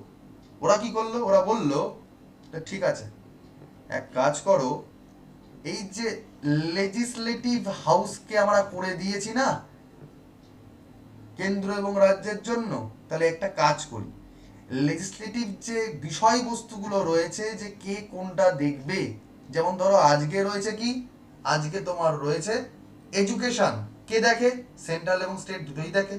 আজকে যেমন কৃষি, কে দেখে, পুরোটাই দেখে কে, স্টেট গভর্নমেন্ট দেখে। এই যে বিভিন্ন রকম ক্ষেত্রে এইরকম লিস্ট আছে না আলাদা আলাদা করে, যেটা কনকারেন্ট লিস্ট, যুগ্ম লিস্ট, যেমন তোমার আছে স্টেট লিস্ট, ইউনিয়ন লিস্ট, এরকম আছে না, তখনও তো লিস্ট ছিল হ্যাঁ, যে স্যার। কে কোন বিষয়টা দেখবে। তো ওরা কি করলো, ওই বিষয়বস্তুগুলোকে, আইনের যে বিষয়বস্তুগুলোকে বললো যে সেপারেট করে দাও, একটা করে দাও ফেডারেল, ফেডারেল বলতে আর কি কেন্দ্রের, আর একটা করে দাও স্টেটের, অর্থাৎ তখনকার দিনে কি ছিল, প্রভিন্স, প্রাদেশিক। তাহলে এই যে লেজিসলেটিভ লিস্ট, সেটাকে বাইফার্কেশন করে দিল, তারা ডিভাইড করে দিল, সেপারেট করে দিল।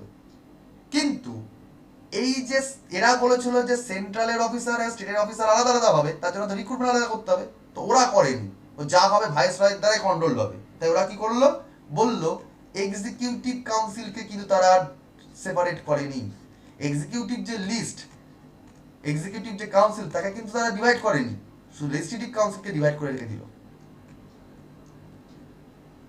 ঠিক আছে, ডিভাইড করে রেখে দিল, বোঝা গেল। আবার এই যে প্রভিন্সিয়াল যে লিস্ট করেছিল, বা প্রভিন্সিয়াল লিস্টে যে যে বিষয়গুলো ছিল, সেই প্রভিন্সিয়াল লিস্টের বিষয়বস্তুগুলোকে তারা কি করলো, দুটো পার্টে ভাগ করে দিল। একটা করে দিল রিজার্ভ লিস্ট, আরেকটা করে দিল ট্রান্সফার লিস্ট।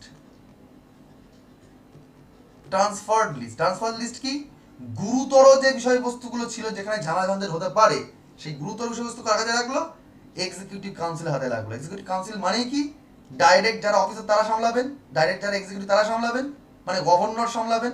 এই গভর্নরকে কে চালায়, ভাইসরয় চালায়। তো ভাইসরয় যা যা বলবে গভর্নর সেটাই শুনবে, তাই তার সেই আইন তারাই করবে, সেই বিষয়গুলো তারা সেই আইনে আনবে। আর ট্রান্সফার লিস্ট কি, টুকরো টাকরা খেজো জিনিসগুলোকে রাখলো, যে ওই যে প্রভিন্সিয়াল কাউন্সিল ছিল সেই কাউন্সিল দেখবে লেজিসলেটিভ ক্ষেত্রে, তারাই আর কি ওখানকার দেখভাল করবে, তারা ওখান থেকে আইন আনবে। কিন্তু যেগুলো সেন্সিটিভ ইস্যু, সেইগুলোকে ডাইরেক্ট গভর্নর কন্ট্রোল করবে। গভর্নর কন্ট্রোল মানেই কি, ভাইসরয় কন্ট্রোল করে নেওয়া। তবে প্রকারান্তরে যা ছিল তাই ছিল, ভারতবর্ষের সমস্ত বিষয়বস্তু কন্ট্রোল করতে তবে ভাইসরয়, কিন্তু ঘুরিয়ে নাক দেখালো। ঠিক আছে, বোঝা গেল। যেহেতু এবার সাবজেক্টগুলো ফেডারেল এবং প্রভিন্সিয়াল দুটো পার্টে ভাগ হয়ে যাচ্ছে, তাই এরা বলে দিল এই আইনের দ্বারা আমরা কি আনছি, ডায়ারার্কি আনছি। ডায়ারার্কি মানে কি, দ্বৈত শাসন, অর্থাৎ কেন্দ্র সরকার রাজ্য সরকার। তার মানে কি বলছে, আরে দ্বৈত সরকার মানেই তো কি, কেন্দ্র সরকার সেন্ট্রাল গভর্নমেন্ট স্টেট গভর্নমেন্ট থাকা মানেই কি দ্বৈত সরকার, দ্বৈত সরকার মানেই কি ভাই ডমিনেন্ট স্ট্যাটাস। তাহলে তোমার দাবি দাওয়া মেনে নিয়েছি। এবার গান্ধী যে লয়ার, কংগ্রেসের যে বেশ কিছু লয়ার রয়েছে, তারা তো বোঝেনি, ইংরেজ তো বুঝতে পারছে যে এরা হয়তো পুরো পড়ে যাবে, এরা যে ঘুরিয়ে নাক দেখালো, কিন্তু আসলে যে একই হয়ে গেল।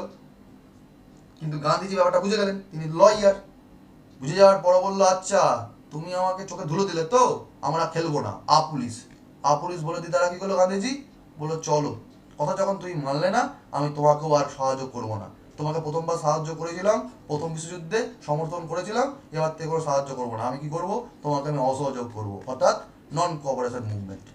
কত সালে আসছে, 1920 সালে।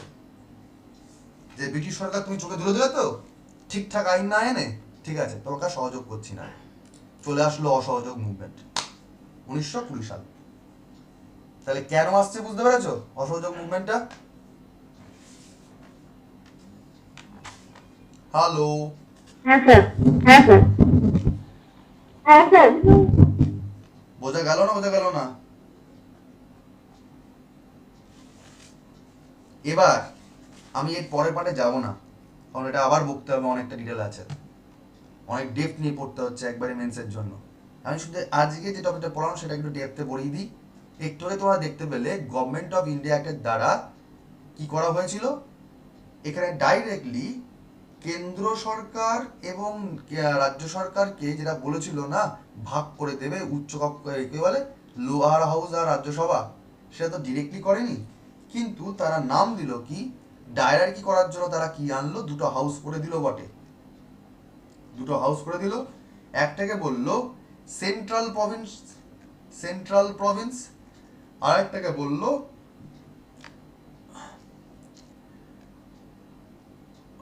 কি বলে ওটাকে, একটাকে বলো তোমার সেন্ট্রাল কাউন্সিল, মানে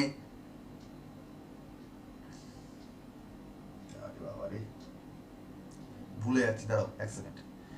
একটাকে তোমাকে বললো দুটো হাউস করে তারা, তাদের তখন নাম দিয়েছিল, মানে যেটা উচ্চকক্ষ আপার হাউস যেটা, তার নাম দিল স্টেট কাউন্সিল, মানে প্রত্যেকটা প্রভিন্সের লোকজন প্রতিনিধি এখানে থাকবে, যেটা রাজ্যসভার কাজ এখন আর কি, ইকুইভ্যালেন্ট রাজ্যসভা। আর করে দিল কি সেন্ট্রাল লেজিসলেটিভ কাউন্সিল, অর্থাৎ লোয়ার হাউস, অর্থাৎ তুমি বলতে পারো এখন লোকসভার মতো ইকুইভ্যালেন্ট। তার মানে ডাইরেক্ট কি আসছে, এবার এই যে কেন্দ্র এবং রাজ্যের জন্য আলাদা আলাদা করে উচ্চকক্ষ নিম্নকক্ষ করে দিচ্ছে, সেখানে সিট সংখ্যা কি করে হচ্ছে দেখো খেয়াল করে।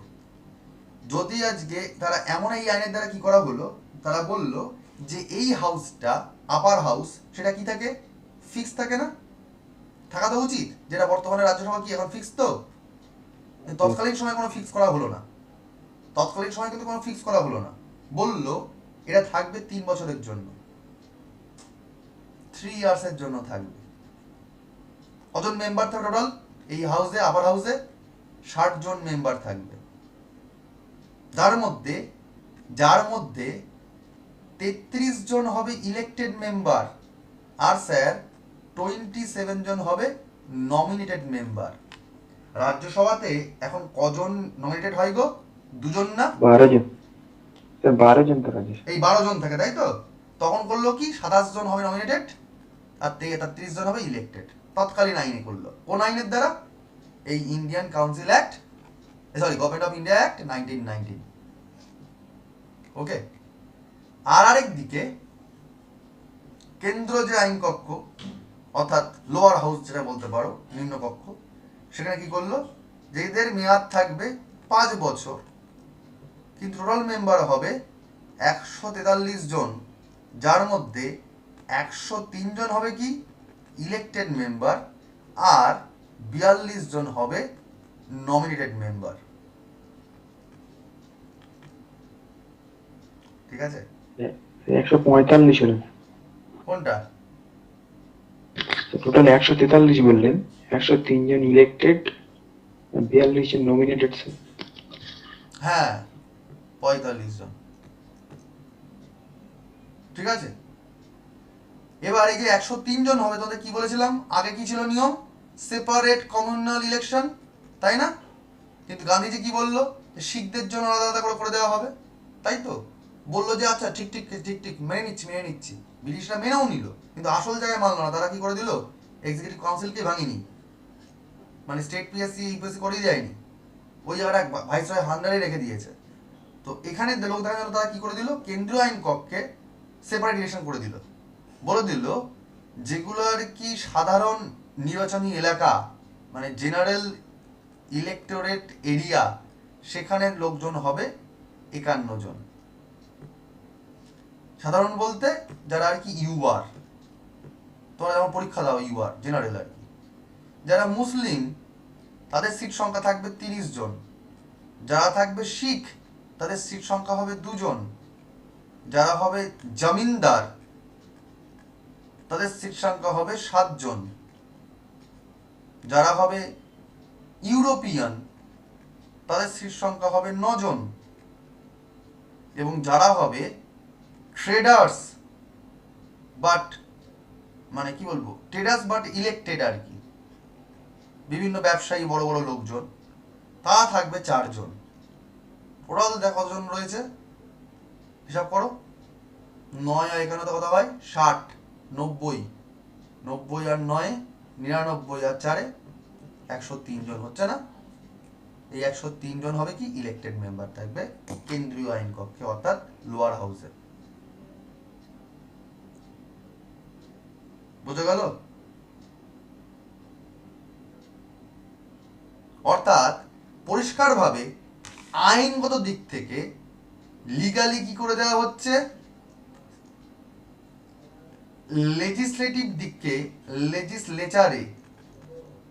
লেজিসলেটিভে কি করা হলো, দুটো জায়গা করে দেওয়া হলো, একটা সেন্ট্রালের পাওয়ার দেওয়া হলো আর একটা রাজ্যের পাওয়ার দেওয়া হলো, মানে রাজ্য বলতে প্রভিন্সের পাওয়ার দেওয়া হলো। এবার যদি কেন্দ্র রাজ্যকে আইনের দিক থেকে ক্ষমতার বিভাজন করে দেওয়া হয়, তাহলে একটা জিনিস বোঝায় যে প্রভিন্সিয়াল ক্ষেত্রে বা রাজ্য স্তরে তাকে কি করে দেওয়া হচ্ছে, স্বায়ত্ত শাসন দেওয়া হচ্ছে, অর্থাৎ লোকাল সেলফ গভর্নমেন্ট দেওয়া হচ্ছে। তবে প্রশ্ন ঘুরিয়ে আসতে পারে যে ভারতবর্ষের স্থানীয় স্বায়ত্ত শাসন বা সেলফ গভর্নমেন্ট, স্থানীয়রা বলো না, ভালো বলতে হবে সেলফ গভর্নমেন্ট, এই সেলফ গভর্নমেন্ট জিনিসটা সেলফ লিখে দাও, এখানে এস বলতে প্রভিন্সিয়াল খেলতে সেলফ। ভারতের স্থায়িত্ব শাসনের মূল প্রতিষ্ঠান গড়ে তোলার জন্য যে প্রভিন্সিয়াল গভর্নমেন্ট তৈরি করা দেওয়া হচ্ছে, সেটা কোন আইন দ্বারা করে দেওয়া হলো? তুমি বলবে 1919-এর মন্টেগু চেমসফোর্ড আইনের দ্বারা বা গভর্নমেন্ট অফ ইন্ডিয়া অ্যাক্ট এর দ্বারা করা হচ্ছে, 1990 দ্বারা। বোঝা গেল না? বুঝতে পেরেছি স্যার। কারোর কোনো ডাউট আছে না? নেই?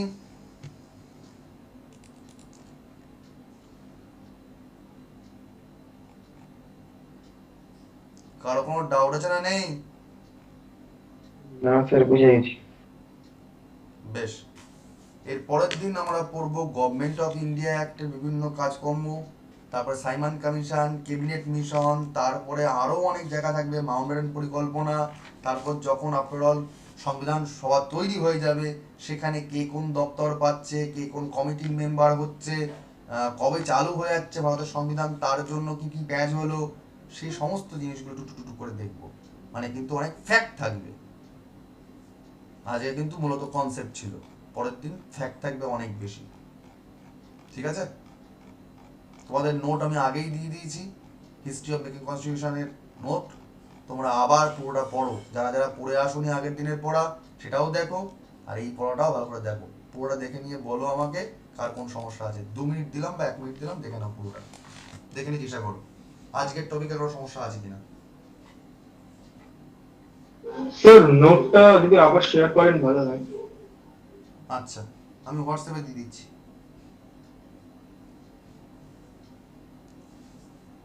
আর অভ্র, আবুল, অরুণিতা, চিরদীপ, কৃত্তিকা, লালটু, মৈত্রী, নদিতা, রিঙ্কি, সৌরভ, সৃঞ্জয়, কার কি সমস্যা?